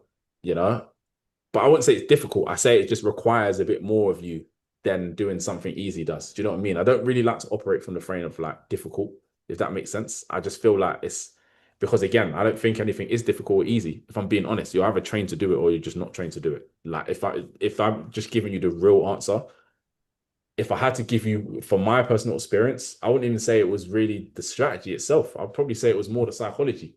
Not difficult because I couldn't do it, but difficult because it caused me to have to look inwards at myself and realize that okay, I'm not really the perfect person that I think I am, if that makes sense. And I do have flaws in my understanding. I do have gaps in my knowledge, and I'm not afraid to admit that. I make mistakes all the time. Does that make sense? I'm not the person that's saying, oh, I've got it all figured out. Just because I'm profitable doesn't mean that, like I don't claim to be the the guy that's, oh, no one can tell me anything, da, da, da. Because when you get to that point, it's like you start to fall down, if that makes sense, financially, spiritually as well. Like it can affect you. So for me, yeah, I wouldn't really say it's difficult personally. I'd say the psychology required more of me than anything else. I'll be very real with you, you know. But ladies and gentlemen, next question. So, um, when we do markup, is it on futures pair? Then can I use IC markets on trading viewers? Yeah. So for me personally, because I've used IC markets, obviously everyone's gonna have their own broker, right? So for me, I think Konas, this is for you, right? Yeah, it was, yeah. I think I found what you done wrong. No, you wrote the money. It should be oh, without the dot. Maybe that's what it was then. Let's see. All right. Ah, there we go. There we go. I should get Konas to come and lead to come and run the call now. Yeah, I was thinking, what the hell was going on? Um, yeah, usually I put the dot though, so I don't know. I don't know. Well, not dot the comma, but yeah, interesting. But yeah, you're right, bro. So yeah, essentially, that's how you do it. US 500. If you're trading US 500 or if US 30. Then it'll be British pound. Obviously, if it's British pound. So again, let's use numbers that we're all familiar with. If we're trade with, if we're trading funded accounts. So on here, it will be what USD. Let's say 25 points, 100,000, 0.1. And I'm risking 0.5. Then that will be.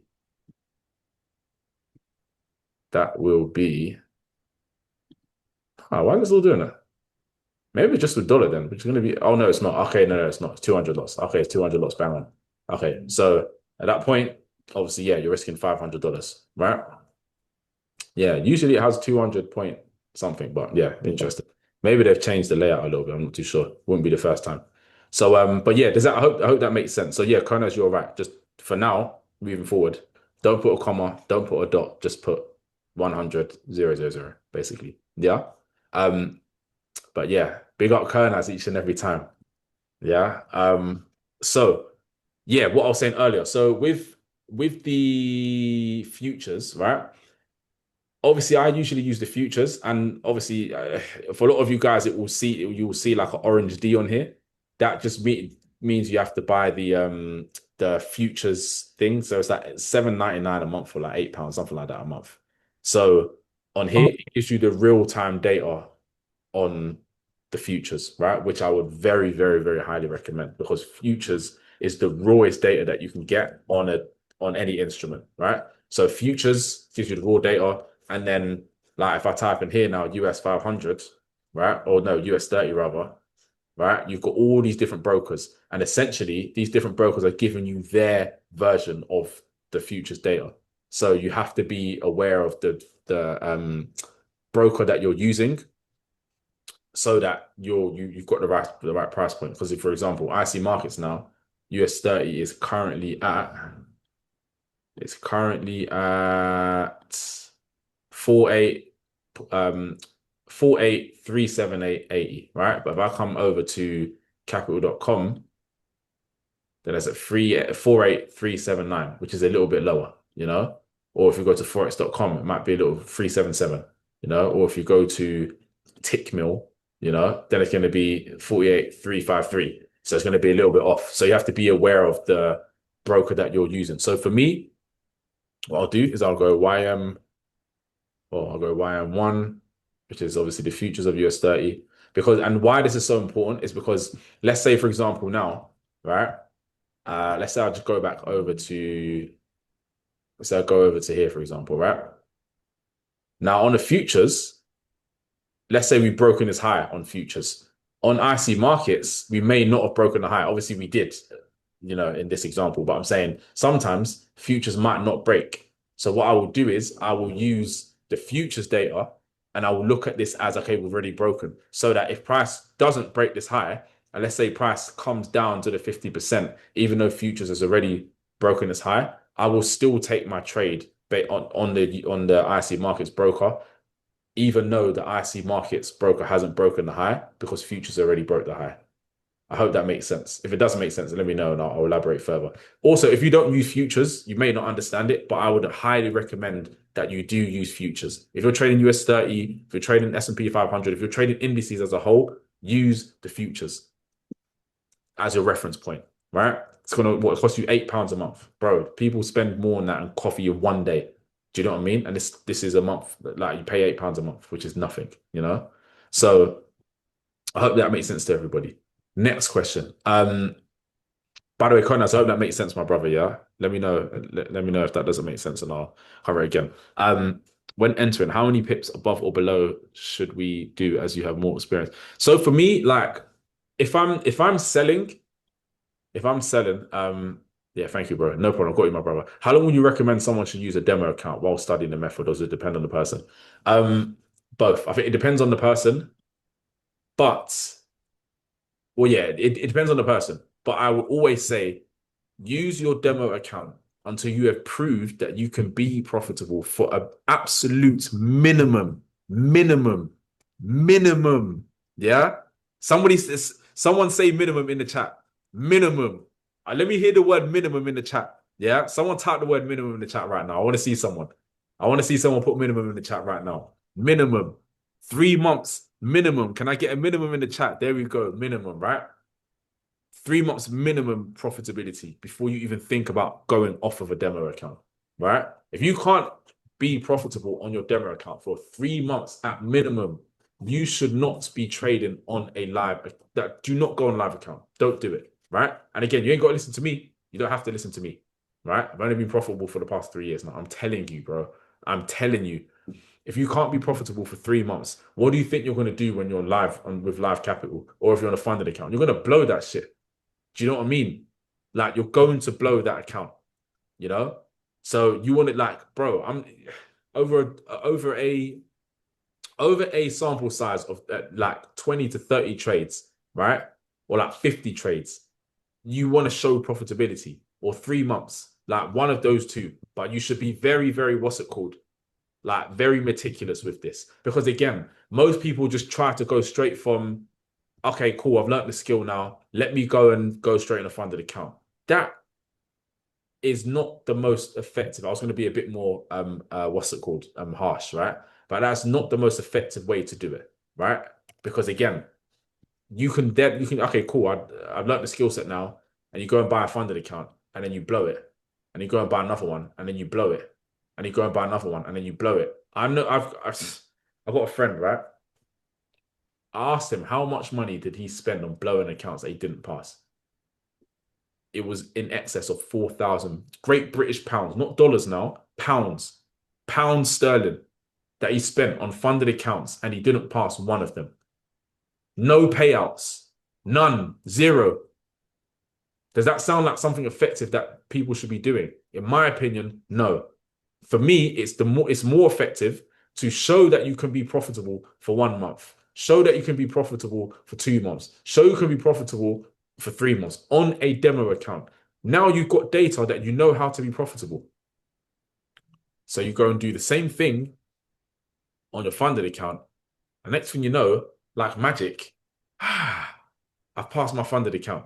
Does that make sense? You know? And again, with this method of doing it, do it with a 100K demo account, because then you're emulating what it's going to look like on your live funded account, so that you're not bugged out by the numbers. I know how that feels. I was doing a demo account with like 20 or 30K just to show, just like when I was doing this 1 month, 2 month, 3 month thing to be profitable. I was doing this on smaller money. When I started on my funded account, yeah, I had to adjust, if that makes sense, because I wasn't used to seeing those, like the larger number. Does that make sense? So for me, answer to your question, my bro, is be on a demo account.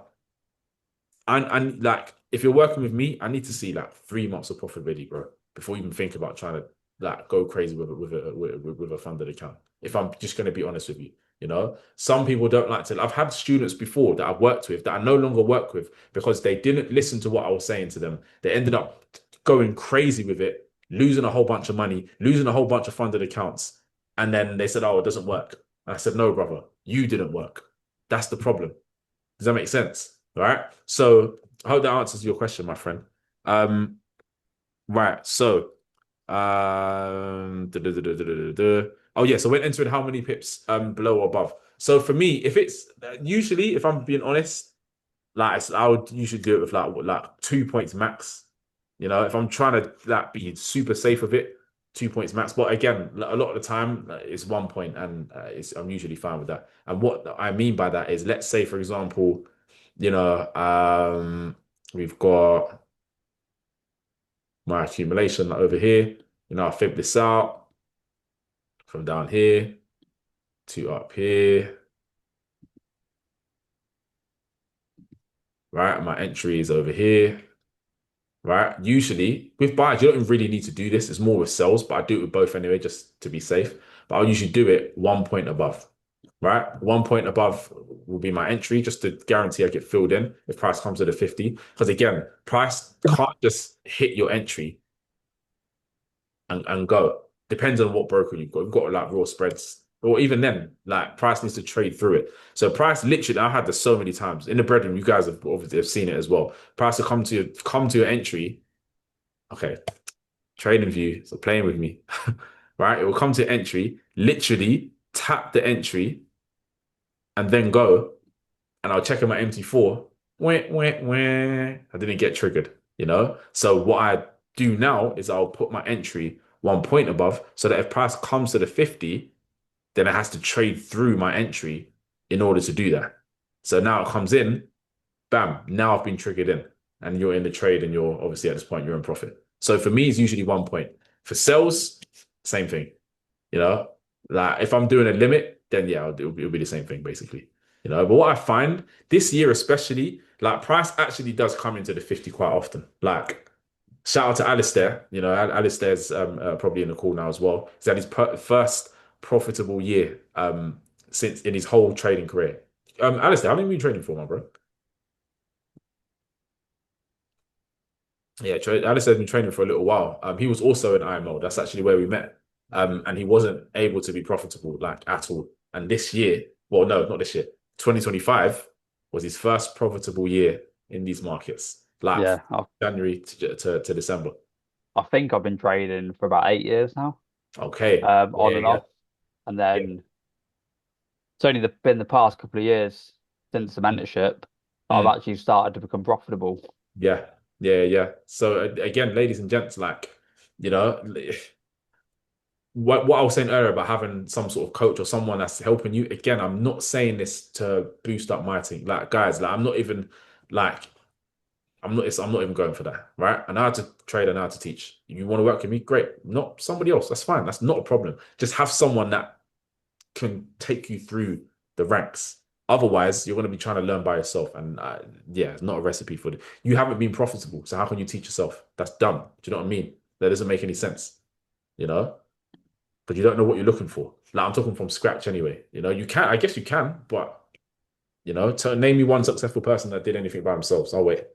So but yeah, Konas, from your to answer to your question, my bro, is a 1 point usually. If you want to be super safe, then two. Um, but I won't go any more than that because it can affect your risk to rewards as well. And it's yeah, for me, I'd rather not. Let's say 2:30 p.m. we had a reaccumulation and you sent to the group on a 1 minute. Should we put a buy limit or go? Oh yes, good question. Okay, cool. So for me, it depends. Like, okay, we are like for me, I'll only trade indices. So if I'm only trading indices, then it's like I'm only trading after 2:30 p.m. UK time anyway, right? So there's a whole plethora of things that like it's nuanced because let's say for example, I don't know, it's 3 o'clock, right? And we're inside of the blue box and we're going to speak about that shortly as well. We've had, an accumulation and then we've had a reaccumulation over here, right? Usually I send it to you guys after we've broken the high, right? Or I'll send it to you before we've broken the high and tell you that this is what I'm looking at. For me, as soon as we break the high, I'm measuring this out.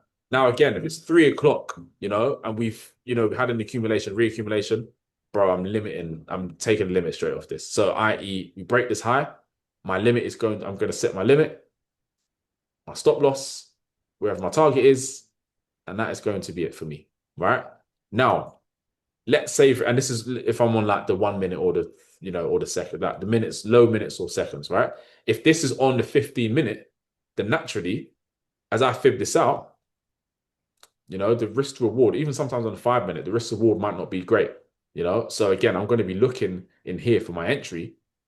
But if the risk to reward is not great, like let's say I'm targeting, let's say it's just a very short intraday scalp and I'm targeting this high, then bro, if I'm trying to take an entry from here to here, it's going to be like a 1 to 2, and I don't want that shit. Who who wants that? So what I'll do is then I'll come down to the seconds. Oh no, that's not what I was trying to do. Where's my drawing gone now? Oh no, where's my drawing gone? That's annoying. Oh, here we go. Yeah, so what I'll do now is because the risk reward straight off the 50 is pretty rubbish, I'll go down into the seconds in here and I'll wait for my accumulation, right? Because my accumulation is my evidence. 1, 2, 3, final manipulation. The accumulation is my evidence that buy orders, the institutions are adding buy orders into the markets. I can see evidence of that. So I'll get in based off that. And again, with that allows me to have some precision, which means I can catch a higher risk to reward. The more precise you are, the better risk to reward you're going to have. The less precise you are, it's less precision. Guys, let me just close this window. It's starting to get cold. But yeah, so like for me, I would prefer again, it's usually going to be different, but I'll prefer a lot of the time to take my trades off of the accumulations because it gives me a more precise entry, which means I get a better risk to reward. And again, if you're on a funded account and I can choose, okay, cool, I can go for 1 to 5 or I can go for 1 to 10, for example, off taking the accumulation. If you're on a 100K funded account and you're risking 0.5%, that's $500, right? $500 times 10, you're looking at around about 5K profit for the day. Well, profit in this trade, should I say. Obviously, after a profit split, you're not going to walk away with 5K, of course. But you're going to, if you request your payout after that, and it's bang on 5K, that's what? 80-20 split. So they're going to take their 20%, which is going to be what? You're going to take the 20%, which is going to be what, 1K? And you're going to walk away with after your conversion, maybe like three something, which is still pretty good, considering this was taken in one trade. Guys, if you work with me personally, you've seen these entries play out before, and it's like, how long did these take to go to the end target? If we're taking this at around 3 o'clock, sometimes we can be out of this trade in what, a couple hours, you know, or even like towards power hour, which is like where institutions are, taking their profits. You're looking at a few hours work, and again, for a lot of people, they're thinking, wait, this amount of money in a few hours, it's foreign to a lot of people. That's why people call it, oh, it's a scam or it doesn't work. Okay, well, that's fine. Let it be a scam then. You know, if a scam is going to get me paid like this, no problem. I'll let me let me keep getting scammed. Then, you know, can this Wyckoff strategy work well on 15-minute 1 hour? Works everywhere, everywhere. Why? Because the markets are fractal, ladies and gentlemen. Meaning, what you see on the big will also be seen on the small. So this leg will be something similar, where you have your accumulation, reaccumulation, reaccumulation, so on and so forth, right?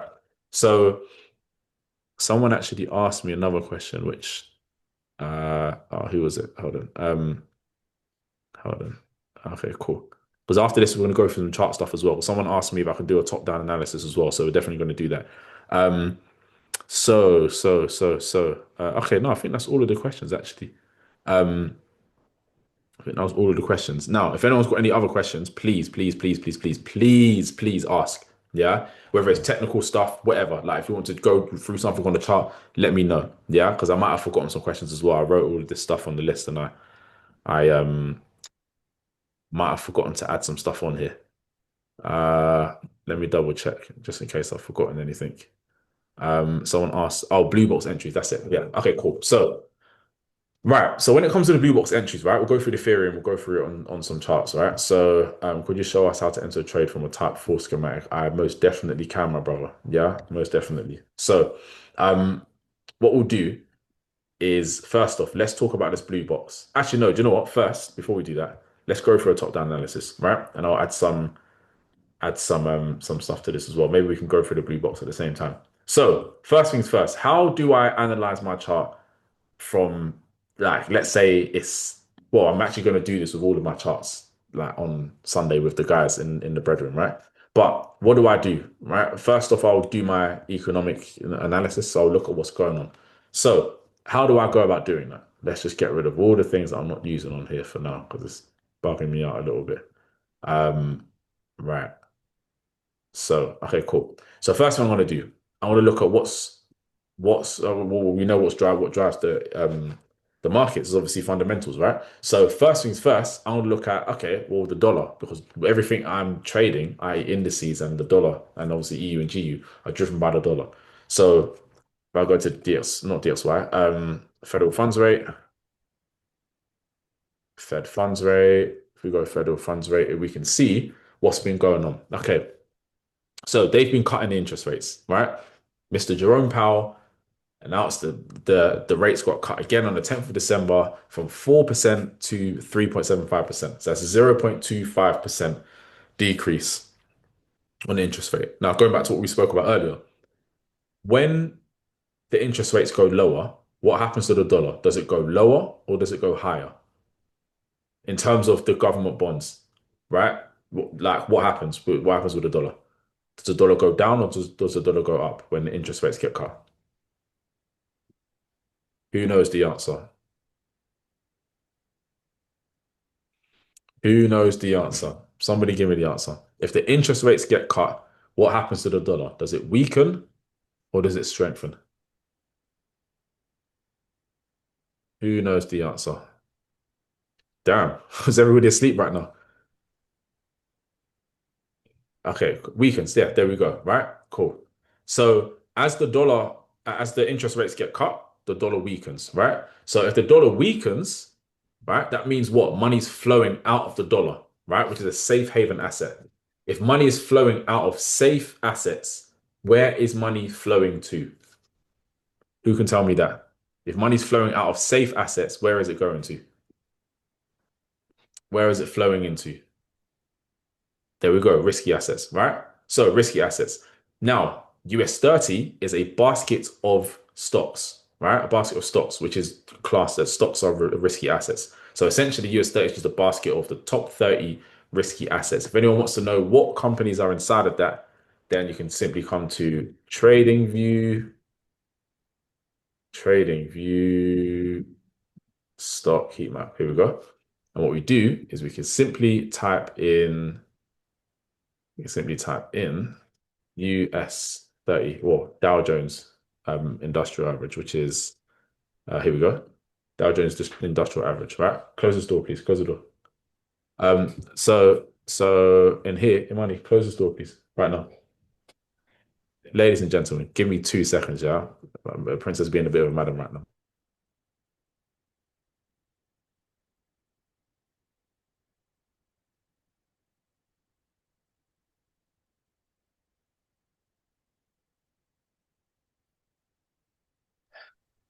Yeah, children, man. Children. If anyone's got children on the call, you know firsthand. They know how to press your buttons, right? So again, like I was mentioning earlier, right? With US 30, these are the top 30 stocks in America. Nvidia, Apple, Microsoft, Amazon, Visa, Walmart, so on and so forth, right? So if we're trading US 30, right, which is obviously YM1, that's what the futures of US 30 is, then we know, okay, cool, they've just cut the rates, right? So they've cut the rates, meaning that, money's going to flow out the dollar, flow into risky assets, okay? Now, on top of that, what I'm also going to look at is inflation, right? I want to see what's going on under the hood, right? So on top of the hood, everything looks, we can see what it looks like, right? Obviously, this is what's going on. We've seen an interest rate cut. Perfect. Next thing I want to do is I want to look at inflation. Now, there are three measures of inflation. You've got number one, CPI. You also have PCE, and you also have PPI, right? But for now, I'm just going to keep it simple. CPI, just it's essentially inflation on products, right? So usually I think they measure like a basket of goods, so bread, sugar, milk, eggs, so on and so forth, right? And they will measure that over the course of month over month, which is, from like, for example, March to April, or, you have year over year, which is from April this year to April last year. And they'll usually measure if it's gone up in terms of percentage or if it's come down, right?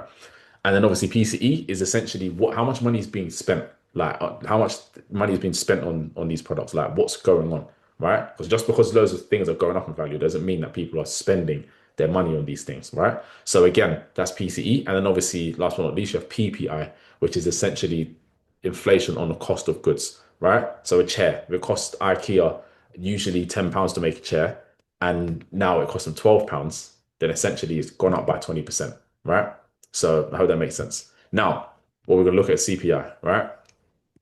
So CPI, we can see that CPI is actually becoming lower, right? So again, there's not really much reason for them to heighten the rates right now based off of just CPI inflation, right?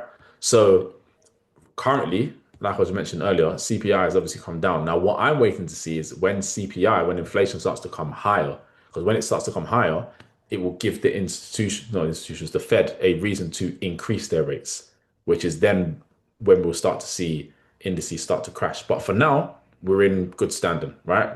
We can still be bullish on indices. Why? Because again, they've cut the rates and inflation is relatively, it's still low. They haven't got reason to increase the rates just yet. Hence why they didn't. Hence why they did the opposite the last reading. Yeah. Now, as it starts to go up, like I mentioned, then we'll start to see them hike the interest rates, and then money will start flowing into the bonds, like safe assets, and it will flow out of risky assets. And that's why I said earlier, if you guys remember, I think there will be a crash next year because once inflation starts to go higher, which I do believe we are going to start doing soonish. Why do I think that? Well, I mean, there's a few reasons. I think number one, if we just look at what's going on with the interest rates, when the interest rates are low, what then happens? Interest rates are low, people start spending more money, and with that happen, when that happens, what happens? Inflation goes up, And right now, they've been cutting the rates, like we just mentioned earlier, it went down from 4% to 3.75. So more people are going to get loans. More businesses are going to look to hire, essentially. That's why they've been cutting the rates to stimulate the economy. And a lot of people have been losing jobs as well. So people have been losing jobs. And a lot of people, these massive companies have been cutting jobs. And if they're cutting jobs, less people are employed. So they still need to, well, they've been trying to stimulate the economy. But eventually, I mean, it's still at 2.7%, which is higher than what their target is, which is 2%. But that's a conversation for another day, right? So again, right now, what we know is interest rates have been cut. Inflation hasn't started to make its way up just yet. So for me, what am I going to be doing on indices? I'm going to be buying because money's flowing out of risky assets, out of safe assets, sorry, right? And we know that because obviously that's what happens when the rates get cut, right? So now, if I know that, I can look for buys with complete ease and comfort because I know that my technical narrative, i.e., me buying, is based off of the fundamentals, and I know that the fundamentals from a numbers perspective, forget what politicians are saying or whatever, fuck all of that. What's the numbers telling me? And the numbers are telling me they've cut the rate. So there's more reason for me to be buying indices than there is to be selling them. So now that I've got my fundamental bias in check, now my technical bias can ensue, right? So your bias is based on upon the fundamentals. Yeah, that's correct. Yeah, I will look at, like, for me, fundamentals comes first. So it will be fundamentals, then technicals. I don't look at technicals first and the fundamentals because if the fundamentals are telling me that I should be buying this, but I just would, I want to be selling this from a technical perspective. Doesn't the market doesn't the institutions don't give a shit what I want. They're going to keep pushing the market higher, which means what's going to happen to my stop loss? It's going to get pitter pattered on, right? So again, from a fundamental perspective, I can see, well, first I want to ask myself is who's in control right now? Who can tell me who's in control right now? It's very easy to see. Who's in control, buyers or sellers right now? Who's in control right now, buyers or sellers? Buyers, correct, right? So buyers are in control. Now I'm going to start to put my technicals to it based on my strategy, which is obviously Wyckoff. And with Wyckoff, if buyers are in control, then we should be having a bullish market cycle, which is what, if you guys remember earlier, we want to see accumulation, right? Followed by reaccumulations. And this is exactly what we're seeing. Isn't it interesting? Don't they look very similar? Accumulation, reaccumulation, reaccumulation, accumulation. We just draw it out now. Accumulation. So this is how I would do my top down, right? You can start off on the daily or the weekly. I've got my accumulation down here. I've got another reaccumulation down here, a little bit smaller. I've got another reaccumulation up here. I've got another reaccumulation up here. Pay attention to how notice how I'm not paying attention to highs and lows, right? I'm on a higher time frame right now. So I'm looking at what's going on from a higher time frame perspective. I don't give a shit about any of these higher highs and higher lows. That's how you get your ass beat in these markets. I'm telling you from experience. High, high, high, low, high, high, high, low, high, high, high, low, high, high, high, low, high, high, bam, high, low gets taken out. Bam, we get another one get taken out. The highs and high and low traders are thinking, in this instance here, they're thinking, yo, what the fuck is going on here? You know? So again, you have to bear that in mind. So moving forward, I've also got my most previous reaccumulation on this higher time frame. Yeah.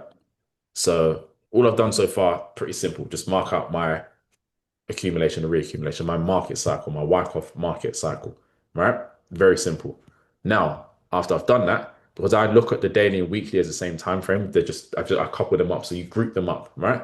So after that, I go down to my next group, which is intraday, which for me is 1 hour, 4 hour, 15 minute. So look at the 4 hour. And now I'm asking myself, okay, cool. What's my previous leg, right? If I just zoom out, go to the 8 hour for a minute, right? This is my most previous leg that I'm in right now. Well, technically, this is the leg that my bullish leg, but in terms of where I'll be waiting for price to return back to eventually, probably I'm in this leg here, right? So again, just to keep that simple, I'm waiting for price to make its way back down into the 50%. Now, from a fundamental perspective, do I have reason for price to come all the way down here? Right now, no. Can it? Yeah, definitely. But do I have reason for price to come all the way down here? Like, bro, from up here, from up there to down here, does it give you the? Oh, damn! What gives you percentages on here? Okay, maybe it's just a ruler that does. Okay, here we go. So that's a what, almost a 20% drop, 16% to be exact, right? Do we have reason to have a 16% drop right now? I don't think so, personally. So, because again, from fundamental perspective, we're still pretty bullish. Inflation hasn't started to go up yet, so to my understanding, because we haven't had the data come out yet. So now I'm going to start asking myself, if this is the current leg that I'm in, like the current bullish leg that I'm in right now, what's my bullish market cycle in this current leg that I'm in? right? So let me just draw this again from down here to up here. So I can now come to the 4 hour and I can start marking out my leg again. So I've got my accumulation down here. Again, I'm not looking at higher highs and higher lows. I'm looking at schematics, right? So let me zoom in a little bit more so you guys can see a bit clearer, right? So I've got my accumulation, I've got my smaller doesn't really look that great, but on this higher time frame, it looks to me as if it is.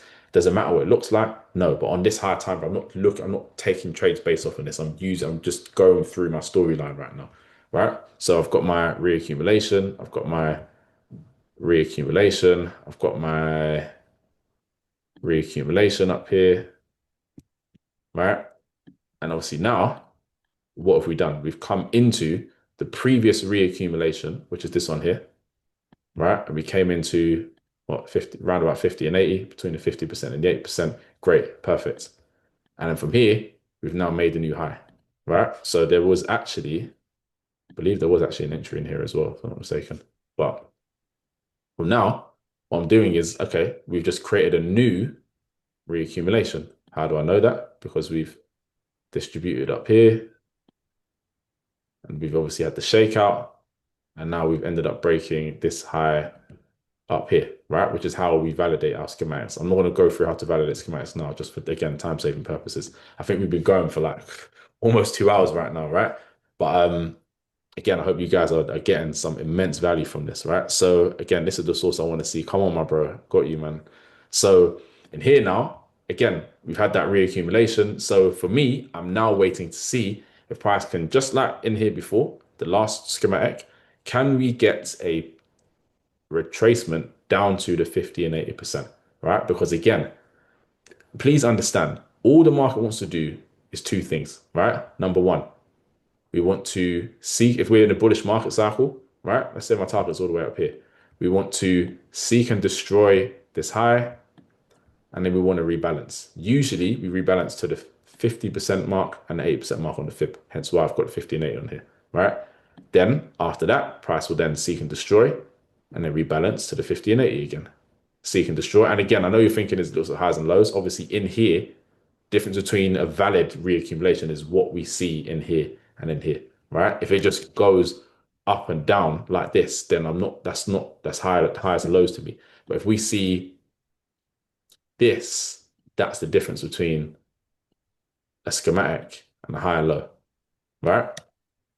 So again, institutions again want to, after they're just sought and destroyed, they want to rebalance back to the 50 and 80. Usually, again, not every time we'll go to the 50 and 80, right? I'm simplifying it here for you guys. Then they seek and destroy the high, then they retrace, and they seek and destroy and rebalance, seek and destroy, rebalance, seek and destroy, rebalance. That's all the institutions are doing. Seek and destroy, rebalance, seek and destroy, rebalance until they get to the target, at which point, on a higher time frame, they're going to rebalance down to 50 and 80% of this whole thing. Right? Let's say the previous high was like this. So this was obviously the previous 50%. They've come down into the 50%. Now we're waiting for price to, well, no, technically it will be, if that was here, then this will be my 50% point. And this will be my 8% point, right? So again, on a higher time frame, we potentially could come to the 50. And then again, that's our rebalancing, seek and destroy, rebalancing and destroy, so on and so forth, right? I hope this makes sense. So now on the actual charts, what I'm looking at is, or what I'm looking for is in here, I want to see if price can make its way back down into the 50 and 80%, like so. And then in here, can anybody guess what I'm waiting for? Waiting for on a lower time frame, I want to see price give me evidence that buyers are starting to come in. The evidence is what I'm looking for. No evidence, no buy. Simple, right? Especially on these like intraday time frames. If there is no, bro, do you know how many? One of the things that stopped me from being profitable earlier on in my journey was the fact that when price was coming in here, especially on like the 15 minute, I used to be like a 15-minute merchant. I don't know what it was. I don't even know, just stubborn. Or I don't actually know if I'm being very honest, right? But for me, it was like, okay, cool. price will come to the 50%. Instead of waiting for evidence, I'll just get in because I wanted a piece of the action. I didn't want to miss out. And I thought, oh, if I wait for evidence, what if I miss out? Oh my God, FOMO, and then price will just not give me any evidence. And price will just keep going lower, stop me out. And it's like, oh, okay, cool. And I would keep having the same thing, stopped out, stopped out, stopped out, stopped out, stopped out, until I was made to realize, hold on a minute, I'm not even seeing evidence that buyers are even coming in here. And if institutions aren't stepping in with their footstep, again, the polar bear footstep in the Arctic, if I'm not seeing the evidence, why am I getting in? Does that make sense? There's no point of getting in because I haven't seen any evidence. That's like, I don't know, for the guys on here, that's like trying to, I don't know, you're on a date with a girl and, she's not really giving you the signs. You're trying to force your way anyway. Brother. Do you get what I'm saying? It's not we don't do that. You wait for evidence. If she's giving you a little clue, a little sign, then you make your move. You don't just make your move just blasé, just what okay, she's on a date with me, so she must like me, let me go forward. No, that's not how it works. Same as this here. Just because price came into your point of interest doesn't mean price is going to reverse from it. You have to wait for that evidence. Does that make sense to everybody? That was a wicked analogy. I just came off that of head, but yeah. Yeah. Does that make sense though? Yeah. Um, bro, when you're looking for reaccums, uh, you just look, you just look for the market to change character, break, manipulate the lows, and then break structure. Drop the mic. Yeah, come on, my bro. That was crazy. Um, yeah, the recording is gonna be nuts, but yeah, you guys get the point anyway. Yeah. But yeah, when you look for reaccums, you just look for the market to change character, break, manipulate the lows, then break structure, continue. Yeah, essentially, yeah. That's the simple um roundup of it. Yeah. Essentially, yeah, you're just waiting for distribution, manipulation, accumulation, break the high. Then I'll look in here and I'll wait to get in. Right? Very, very simple. So for me, this is exactly what I'm going to be waiting for. Right? Now, let's talk about the whole New York Stock Exchange open entry, right? Which is usually sometimes you find it inside of this blue box, right? So let me just get this thing up here. Okay, cool. It's not showing me on this time frame. Right. So as you guys can see, we have a blue box in here. Now, this blue box represents where the New York Stock Exchange open is 2:30 UK time. And basically, between then and 5:30, you usually find a lot of high quality entries in here. Yeah. So inside of these times, if we see, right, an accumulation followed by a reaccumulation inside of that time period, 2:30 to 5:30, if you see this is the highest probability time to catch those reaccumulations, right? Like, bro, it's quite ridiculous. It's quite ridiculous. Let me see if I can find an example quickly. Um, so there was actually when was this? Was it 11th of December? It might have been actually because I caught an entry on the 12th, wasn't it? I think it was the 12th. Let me come out of replay mode quickly. 12th, 12th, 12th. Was it the 12th? No, it wasn't on the 12th. That's when I got to Dubai. So it would have been the 10th, I think it was. I think it was the 10th. 10th, 10th, 10th, 10th, 10th. 10th. 10th. It was the 10th. It was the 10th. It was down here. So I'll show you guys this example over here, right? So if we come down to, okay, cool. So from a fundament, by the way, in terms of the top down, does that make sense to everybody? Yeah. Like that's just a simple way for me to explain it to you guys. Pretty damn simple, right? In fact, give me some sevens in the chat if that made sense. All right. Is that your own indicator? No. It's an indicator of a friend actually. Good friend of mine. We're actually starting to gonna start working together on some stuff as well. Yeah, he was the one that actually made that. But again, the blue box, like the fact that it's a blue box is not the main thing. It's that time, 2:30 to 5:30. In between there, Bro, there's some serious, serious entries in there. And I'm gonna show you one that I caught just before I went to Dubai on the 12th. So yeah, on the 2 days before I flew, caught a naughty. Bro, it was delicious. It was delicious. You said, can I show you my fib? Yeah, of course, bro. Um, that's my fib. You mean the settings, right? That's basically my settings here in a nutshell, my brethren. Um, but yeah, so obviously inside of here, right? So from a fundamental perspective, again, when did they cut the rates? They cut the rates on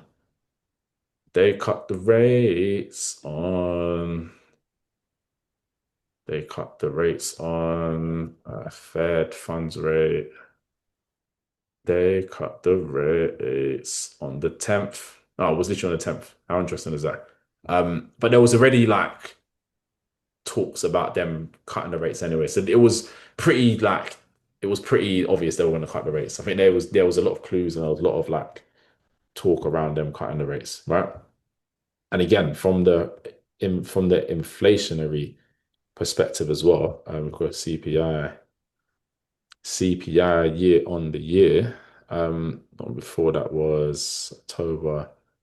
Okay, so before that, okay, we didn't even get an interest rate. But yeah, long story short, it was pretty obvious that they were going to cut the rates because there was even a speech before that and there was like some clues that were given to the fact that they were going to cut the rates. So because they were going to cut the rates, and they actually did do this on the 10th, obviously, that meant that again, like what happens when rates get cut? Dollar devalues, money flows out of those safe assets, i.e., government bonds, and flows into risky assets, which is obviously indices, which I was trading, right?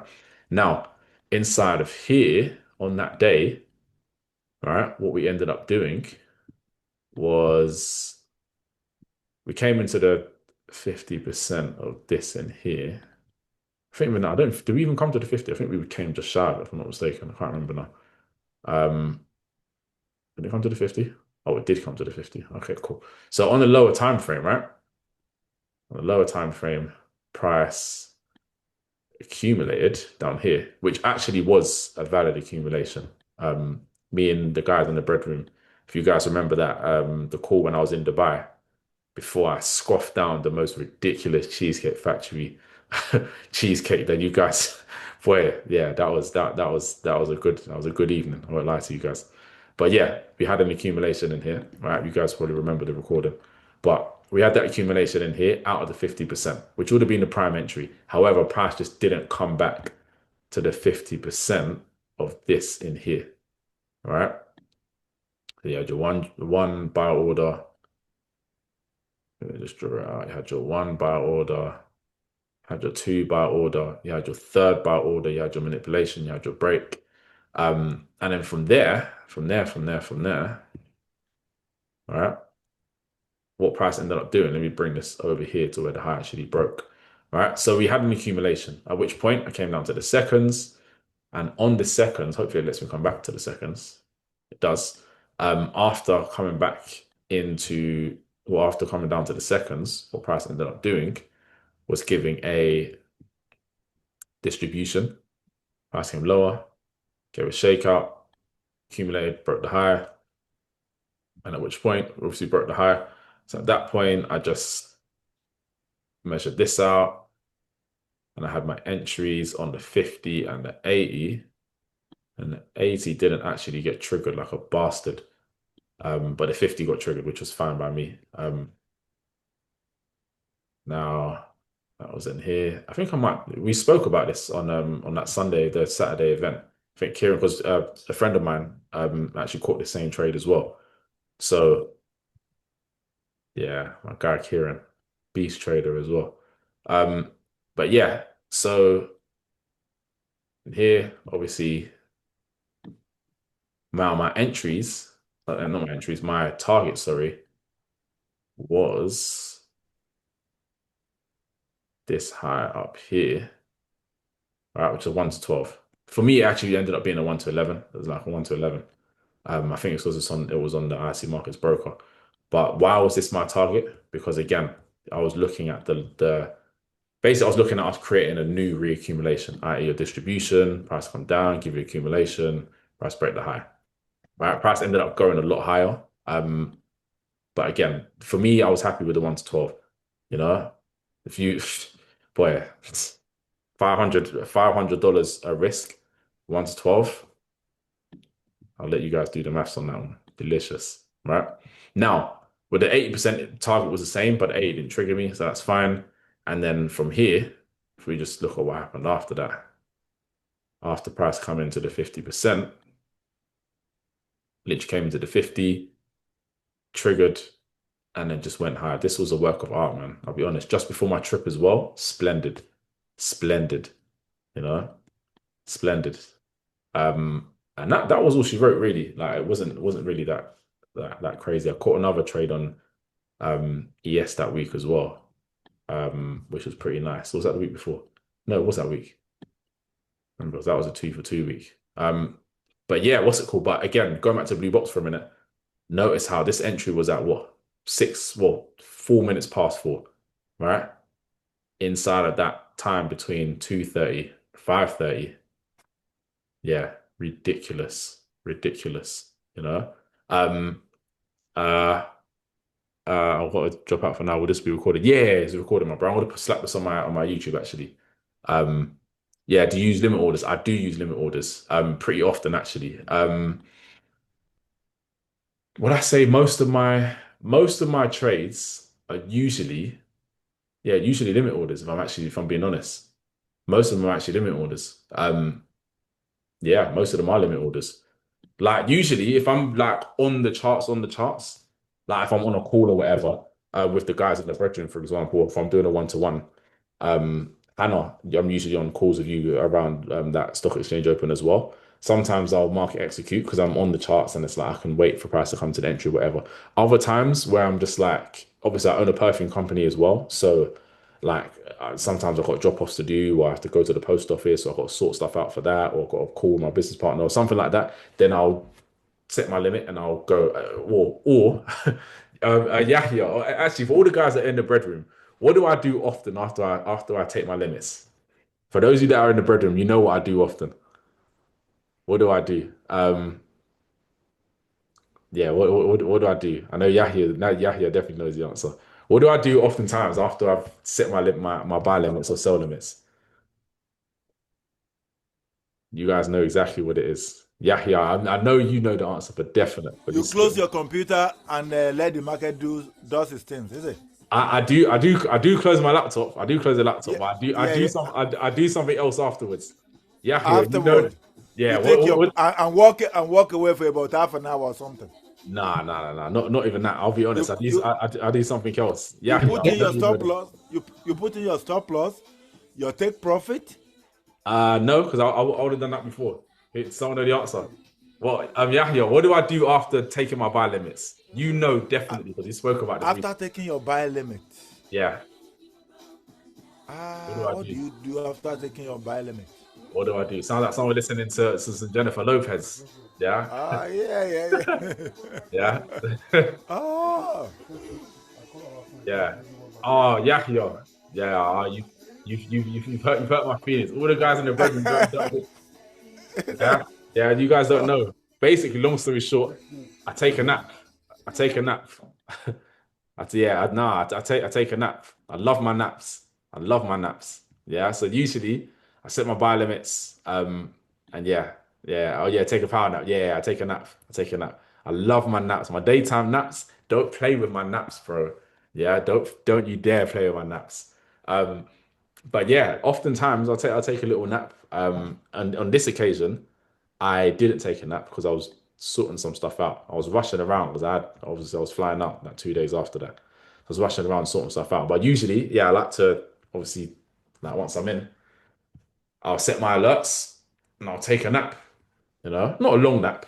Unless it's like a Friday or something. Like yeah, sometimes I might take a longer nap on those days. But yeah, there's been so many like sorry yeah, to come in there. yeah. Taking a nap is it not the same thing as closing your laptop and walk away for about half an hour or something? Is it? Yeah, definitely. All right. Okay. Yeah, definitely.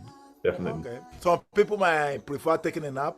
Some might just want to drive. Some Yeah, might just definitely. want to walk or something. Yeah, 100%. You know, for me, yeah, I'm usually at home in those times anyway. So yeah, but for me, it's usually take a nap or I'll do something. I'll be playing PlayStation or be playing with my daughter or something. What Backstreet Boys in the back as well? That's crazy. Is it Backstreet Boys? It is Backstreet Boys, isn't it? Cool. Three boys, yeah. Yeah, Yeah, yeah, yeah. yeah. Yeah, yeah. But yeah, I think Kern has asked if there was a reaccumulation. Yes, there was another reaccumulation, but I think the entry was like relatively late, if I'm not mistaken. Yeah, because you had your So, dis well, can I ask you one question there, please? yeah, of course. If we go from higher time frame to the lower time frame, Mm. because what we do, me and Kevin these days, that we enter from at times 15 minutes, and it Um, does work well. At yeah, times I even mean, 1 hour, and yeah, it give, but and we do 1 to 2.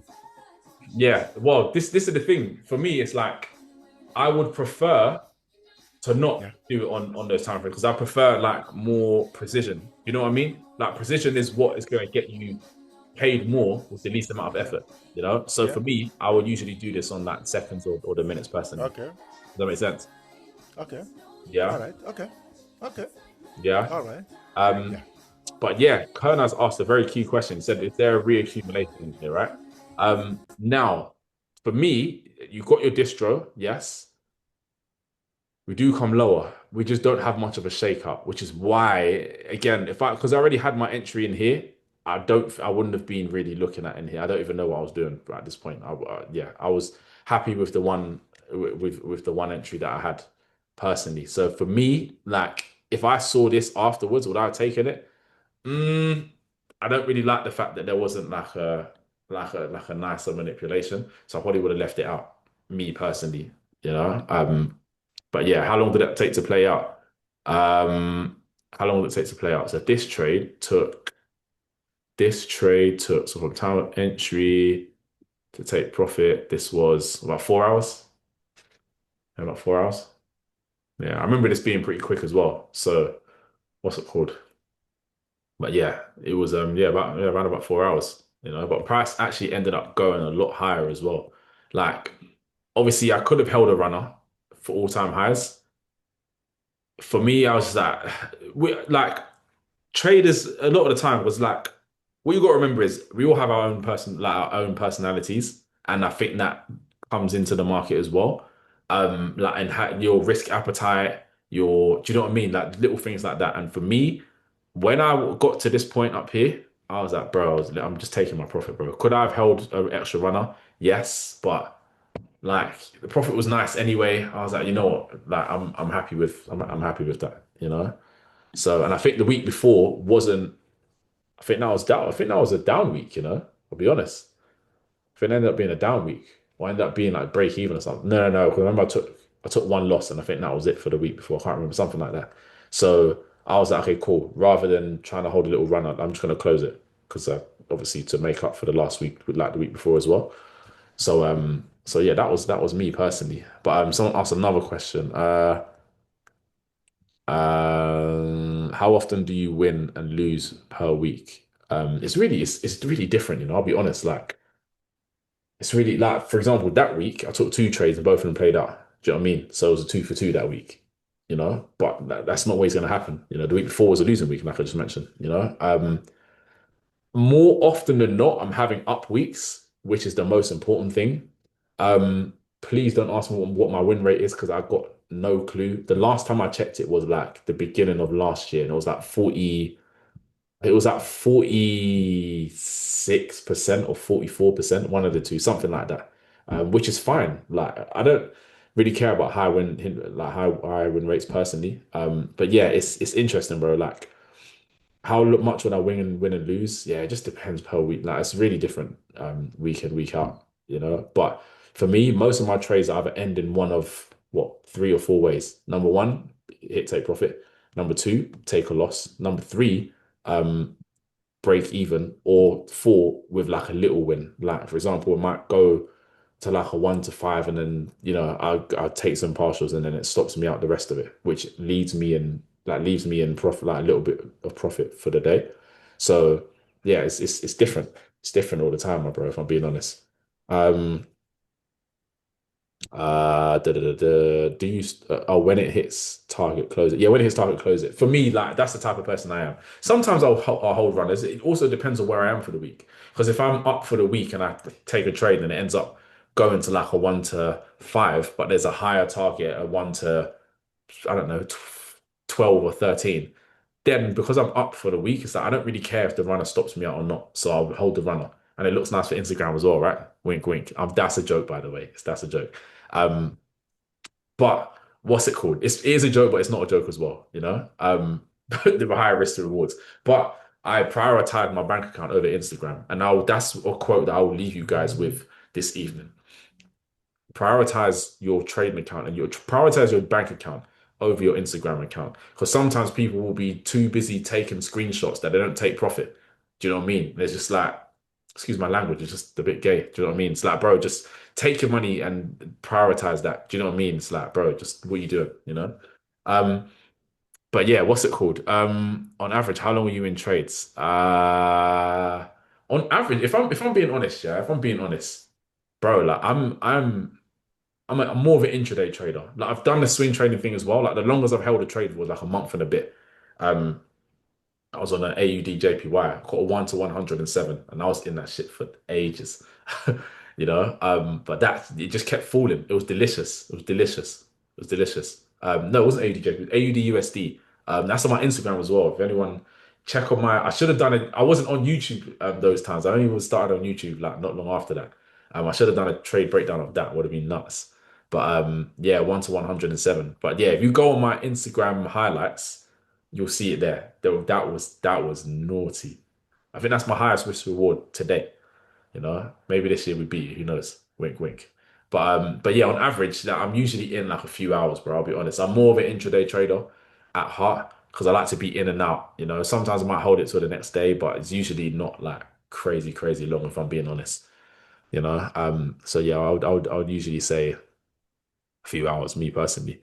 Do you start trading after you hit 2 wins per week?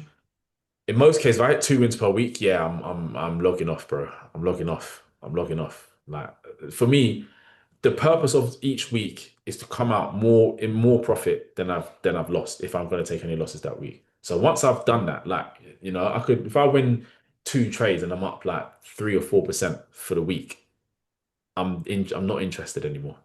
Like that's it now. I'm logging off. I'll go and do my end of week review early. Like some weeks, if I hit my target, not my target, but if I've had a good week by Wednesday, I will do my end of week review on Wednesday night, and I will leave the markets alone until the next week. Do you know what I mean? Or until Sunday, should I say, when I do the brethren call for the guys in the evening. So yeah, for me, like I wouldn't say it's 2 wins. I would say like it's more where I am for the week because I could have had a loss before those 2 wins. Do you know what I mean? And the first win could bring me up, and then I have another win. Do you know what I mean? So it's different. But once I've hit like 2, 3% for the week, like on a great week, yeah, I'm out. I'm not going to enter any more trades. I might let my trades run to their targets, but I won't physically enter any more trades if that makes sense. How would you know what you're targeting isn't the market going from a bullish market? Hold on. How would you know that what you're targeting isn't the market going from a bullish market to a bearish market? I mean, for me, it could be, but from like my trading is not based on what the market is going to do next because I don't know what the market's going to do next. For me, it's okay. It's the fundamental narrative. What's the fundamental narrative? And is my the trade that I'm taking, is the trade I'm taking in line with the fundamentals? Tick. Where's my tick? Tick. Have I followed my plan? Tick. Have I used correct risk management? Tick. Is my risk to reward on indices, the minimum is a 1 to 5. Is it a 1 to 5 or over? Yes, tick. I'm not interested in anything else.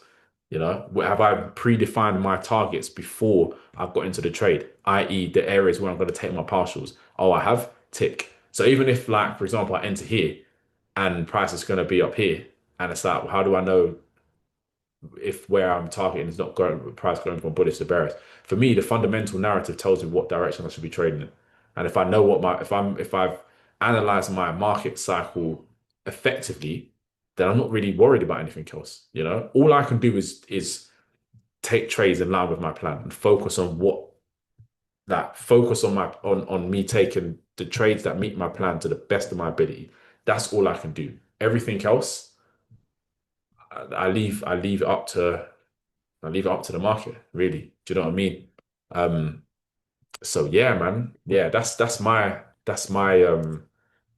way of of approaching the market, if you will, because again, like people will try and people will try and what's the word? They will try and guess what the market's going to do. Oh, is the market going to do this? Is the market going to do that? For me, I'm not trying to guess anything. Like, am I following my plan or am I not? Simple and plain. Oh, I have? Okay, great, no problem. Oh, I haven't? Okay, that's a bad trade. My good days are not did I make money? Did I follow my plan?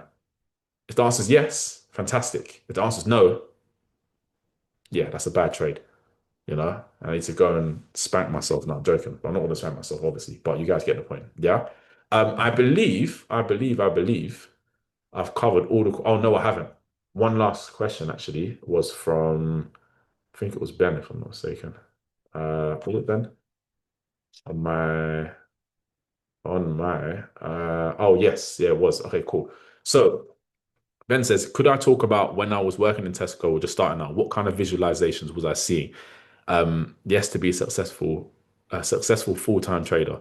But I'm struggling to put an end goal on my desire. How big was your visualization, or did you work in steps of manifesting small goals along the way? Um, a bit of both. A bit of both. Like I had big goals when I was first when I first started learning. For those of you that don't know me personally, I was working in Tesco when I first started learning how to trade. And boy, it's crazy because at that point I was just like, bro, I just want to make an extra like two, three, four, £500. I needed to show to myself that that trading was a real thing. Because I'd heard people when I first started learning, they were telling me that it's a scam and it doesn't work and you'll lose all your money and this and that, all the BS that people just say, like just because they're projecting their insecurities on me. So at that point, I was like, okay, cool. You know what? I need to show to myself that this thing can actually work. And then for those of you that know me personally, I've told you guys a story already. Like I had a day where I made like 300 and something pounds in the morning, literally. Like, I got up, I can't remember what time I got up, but basically I'd made it in like that. It was under an hour, I know that much. And I was like, wait, hold on a minute. Cool. So I've gone to work in the jolliest of moods. And I realized that I wasn't actually meant to be in on that day. Now I'd seen my manager already. He was like, oh, you're not meant to be in. I checked the rotor. I thought I was, and I wasn't. And then, long story short, I wasn't meant to be in. I said, I'm going. He was like, no, no, no, you might as well stay as soon as you're here. I said, nah, fuck you. I'm going home. Do you know what I mean? I didn't use those words, obviously, but yeah, it's long story short. I said, yeah, I'm going home, you know? And at that point, I was like, oh, snap. Like, I withdrew some of that money and I bought some Chinese food. That was the first money that I'd withdrawn and actually like spent. And what's it called? From there, it showed me that it was real. That's when I started reading and understanding a bit more about like, manifestation and like visualization. I was reading like The Secret and all that other stuff. You know how those kind of that those books there. Like I'm not laughing because it's silly. I'm laughing because everyone makes it sound as if it's like some like hoo-ha stuff in the air, but it's not. I don't think it is personally. It's corny until it works, right? So for me, at that point, I was like, okay, cool. I'm going to put some small goals on paper. When I say goals, I'm writing them down and like, I had a vision board. I bought like those wooden vision boards. I bought it from like the works or something, put it on my wall with like loads of blue tack or whatever. And I think I've got a video when I was doing it as well. I was listening to like, I don't know, Lil Baby or something like that. I can't remember. Um, and what's it called? Yeah, I started visualizing and it was big stuff, like big stuff visualizing. Like, okay, it was big to me at the time. I said I wanted to go to Dubai, I wanted to go to Miami. I wanted to, I had a certain BMW on my, what's it called? No, I haven't got it. Oh, it's this one. There you go. What's it called? Uh, yeah, my wife needed the iPhone charger. I think I was hogging both of them. Why do I have two iPhone chargers here? Someone told me. But yeah, I wanted the BMW 1 Series coupe.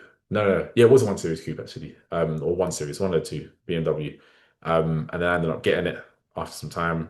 And I just changed the goals and just kind of elevated it. I ended up going to Dubai. Now it's like I'm soon to be moving, inshallah, to Dubai or UAE somewhere. And I've been a few times as well, like paid for my wife and my daughter, and it was lit. Like I started to see the fruits of the work that I was doing, if that makes sense, you know. And yeah, so was it small visualizations? I guess it was. I had big and small. Big for the like longer term future, but small, like little things that I wanted. Like I wanted to go to like certain restaurants. I wanted to visit certain places. I wanted to, do you know what I mean? Like little stuff like that. Let me double check the question just to make sure I'm answering it correctly. Um, but yeah, in that time I was, hold on, how big was your visualization? Yeah, it was big, but the goals were small. The visualization was big, but the goals were small, and I just built up the goals over time. Um, because I found the habit of having big goals and trying to hit them like now. And I put so much energy into it, and then it would just fizzle out because I realized how big those goals actually were. Um, and then yeah, I've realized that working on smaller goals, having a big visualization for the future was more effective for me. And Bro said that he's struggling to put an end goal on his desire. How big was so? If you're struggling to put a big goal on your desire, this will help for a lot of you guys as well that are newer in your journey, or if you haven't made any money yet, or if you made a little bit of money but not enough. Um, what I would say is that you always want to have big goals. Like whatever your goals are, what your goals are, they won't be of your mind. They will be of your heart, you know? So if there's certain goals that you have in your heart, they are the goals that you should be striving for. Now, does that mean that you should strive to hit them like you should rush or you should put an overbearing amount of importance on them? No, it doesn't mean that. It means that you should know what your goals are and keep them before you, whether it's in your notepad, whether it's on a vision board, wherever. And then you should get to work on your process. You know, a lot of people think, okay, I've got a goal. Let me work to my goal. No, find out what your goal is, put it down, have it before you, and then find out what processes you need to embark on in order for you to get to that goal. And then you lose yourself in your work. And before you know it, you look up and it's like, oh shit, okay, I've achieved those things now, you know? Um, and that's the best advice that I can give really. It's not even advice, it's just my story and how I kind of moved forward, you know. And again, I like to say this all the time, but like don't think just because I've done these things or I'm doing these things that I've, you know, oh like I've got that's it now. I'm lit. I've got life all figured out. No, I'm still like you guys that follow me, you see I read like every day. I'm still searching for more because there's more out there. Do you know what I mean? You know, there's more out there. I need to learn more in order for, like, do you know what I mean? There's gaps in my knowledge, you know, that if filled, it will show me, I will understand how to get to where I'm trying to get to in the most seamless manner possible. I was reading this book this morning, Reality Transurfing, if anyone's ever heard it. And it says it's very interesting that there are people out there that they just achieve their goals with ease. And there are people that work their whole life and don't even get like a quarter of the way there. And I started realizing that it's not about hard work, you know, it's not even about smart work. It's about finding out what your goal is, finding out what your heart's goal is, and making sure that there is a unity between your heart and mind. And you work on you find that you get to work on your process, and you should be process orientated rather than result orientated. And if you do that, magically you seem to get the result. And it's happened with my trading. Last year was my best trading year to date. And it's funny because I felt like I was doing less work, but somehow I was getting better results. It was interesting. So yeah, man, that's my what's it called? How long have I been trading? Um, I've been trading I've been trading for like over just over 8 years now. But the right question is not how long I've been trading for. How long have I been doing the right stuff for, the most effective stuff for? Because bro, when I first started learning to trade, I was in IML and I was doing some BS, bro. I was doing break and retest. I was doing not that the old strategies work, but like, and I saw a little bit of success with some of them, but not like this. Like this is not like this. not at all, you know. But I've been trading for just over for 8 years. Um, I've been profitable for the past like 3 and a bit years, so maybe like 4 years. I think around about 4 years now, probably closer to 4 than 3 now. Um, so yeah, man, yeah, that's my thing. But again, like I said, like yeah, just like because a lot of people ask, how long is it going to take me to be profitable? Focus on the work, and your profitability will come 100%. You know. But has anyone got any last minute questions? Any questions that like? Okay, I'm going to ask you guys a question actually. What is the one thing that you guys are struggling with right now with your trading? Or maybe you haven't started trading yet, and you're starting to learn. What's one thing you're struggling with? Consistency. Okay, cool. Consistency in what? Results or in your action? I guess it's two different things, right? Consistency with back testing. Why? Why do you think you're inconsistent with back testing? And just said holding trades. Um, why do you think you're inconsistent with holding trades? Well, why do you think you struggle with holding trades? You feel like the charts confuse you at times. Okay, cool. Why? Why do you think what's confusing about them to you? Like, do you have a strategy already, or you that where are you at right now? But I know why, due to not spending enough time rewatching the lectures. I don't even think that's the what's it called. I don't even think that's the main thing.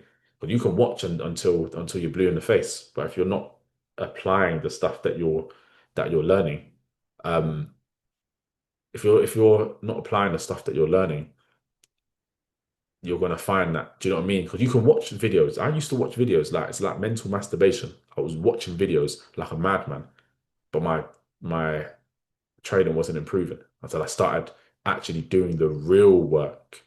You know, the real work is actually back test. Like, okay, cool. You can watch. I'd rather watch a video for 20 minutes and spend 2, 3, 4 hours back testing that one concept than watch 2, 3, 4, 5 hours of video and do it the other way around. Do you know what I mean?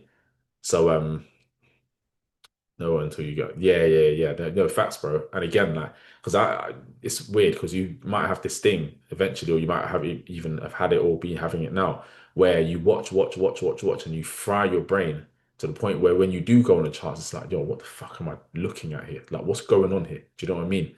So for me, like, bro, I would definitely say spend less time watching videos. Like, still watch videos, but watch a video for half an hour, 40 minutes, and then going back test for double the time. And I promise you your results will change after that.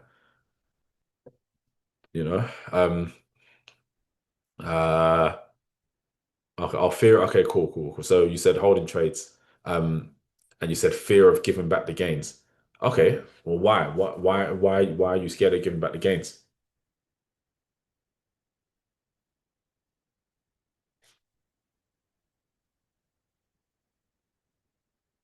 Why? I keep changing my mind, start off with buying and find self-selling. That comes down to lack of a proper strategy, bro. That comes down to lack of, do you know what I mean? But you don't lack income. Yeah, okay, cool. So, um, hold on, I will apply that good advice. Yeah, bro, definitely. Like, please, bro, please do, please. If you want to watch a video for use this as a rule. If you're going to watch a video for half an hour, you should backtest for an hour minimum. If you're going to watch a video for 45 minutes, then you should backtest that exact thing that you're working on, that you're studying for an hour and a half, double the time, you know? Um, but I don't lack income. Okay, cool. So, fear of giving back. Yeah, well, this is the thing. If you're living in fear of giving back gains, you have to realize that it's because you're operating. There's two frames that you can be operating from, either A, survival, or two, thrival. Right? Survival. What does that look like? That looks like you being, you're trying to hold on to your capital. That when you have got profit in there, you quickly close it, and then you look later and price has gone to like your end take profit, and you're steaming after that, you know, or two or three, sorry, you might be in a bit of profit, and it's like you're nervous because what if I lose it? What if I lose it? Do you know what I mean? That can come down to a few things. Number one, psychology, which is probably the main culprit here. Um, because the way I see it, it's like, okay, cool. Even if I take this profit now, what am I teaching myself for long term? That you're teaching yourself to consistently operate based off of emotion rather than process and rather than actual strategy. Does that make sense? You know, because if you've got a proper solid strategy in place, you know exactly when to do what you're doing. All you need to do, bro, is take your trades. Now, make sure that your trade follows your plan. Take the trade, leave, and set your alerts for your areas where you're looking to go part to take partials, and leave the market alone. That's how you know you've got a good psychology. I think psychology number one. I think maybe fundamentals as well. Because if your fundamental understanding is in check and you know that you're trading in the direction of the fundamentals, really and truly, bro, you're not going to be as nervous. You'll be like, okay, cool. Probability is on my side here. The market's going to do what it's going to do. But again, more importantly, it's psychology, bro. Definitely psychology. You know why? What makes you scared of going break even? Well, not scared, but what makes you hate it? What makes you scared of going break even? Like from a psychological perspective, I understand it's like a cool survival. Oh no, I'm losing something. But you have to remember that, bro. Like you said, you're not lacking for income. You have income. So even if you go break even, you live to trade another day, bro. Do you know what I mean? Like remember, there are people that when you're hitting break even, those people are blowing their accounts at that point. Do you know what I mean? You know? So if you go, what's it called? Or maybe on top of that, bro, could it be a thing of you're going reduce risk too quickly? You're not letting the market do what it needs to do. There's so many like, bro, this is why as well, yeah. Like when I worked one-to-one with people and we got out all of this stuff, bro, it's so interesting to see because then they start removing these things. The next thing you know, they're catching ridiculous risk to rewards, or do you know what I mean? Or they're a lot more confident in their trading ability because they have a proper solid process underneath them. Do you know what I mean? Um, but yeah, sometimes as well, like it can come down to the fact that you're what's the word? You're misdiagnosing your problem. Like how Sook said earlier about um that he felt like he was struggling because he was not watching the lectures for enough time. You know? Nah, I don't think that's the case. You know, that's like someone saying, oh, I'm not in great shape because I'm not working out enough. No, maybe your diet's not the greatest. Do you see what I'm saying? You know, and a lot of the time you can't outwork a bad diet. And usually the diet is the issue, but people they're not conscious of that. But yeah, Aristotle, to answer your thing, yeah, you need a proper strategy underneath you, bro. Do you know what I mean? If you're buying one point and selling, like I'm sure your strategy doesn't tell you to do that. I think it's a mix of that and the fact that, again, psychology. Like, bro, I can go about on psychology for hours, bro. We have in the bedroom, like there's calls, like everyone that's in the bedroom that's in here right now can attest. There's hours worth of psychology stuff in there, because it's very important. That means after 2:30 p.m. we can go on lower time frame, look for Reakeems and distro. Am I right? Like, yeah, you can, but it also depends on where you are. Like, for example, if I'm here for a minute, right? Let's say I'm here. Let's say this is my point of interest, right? And I'm looking for buyers. And let's say before that we just distributed. And let's say blue box takes place. Like, I'm not just gonna I'm not going to just buy because we have an accumulation here because we're not on the point of interest. I need to see an accumulation followed by a reaccumulation, and I need to have a valid target. My psychology, my fundamentals need to be in line of in the bullish direction. If not, then I'm not going to involve myself. You know. Um, but yeah, like you definitely can inside of that time, like between 2:30 and 5:30.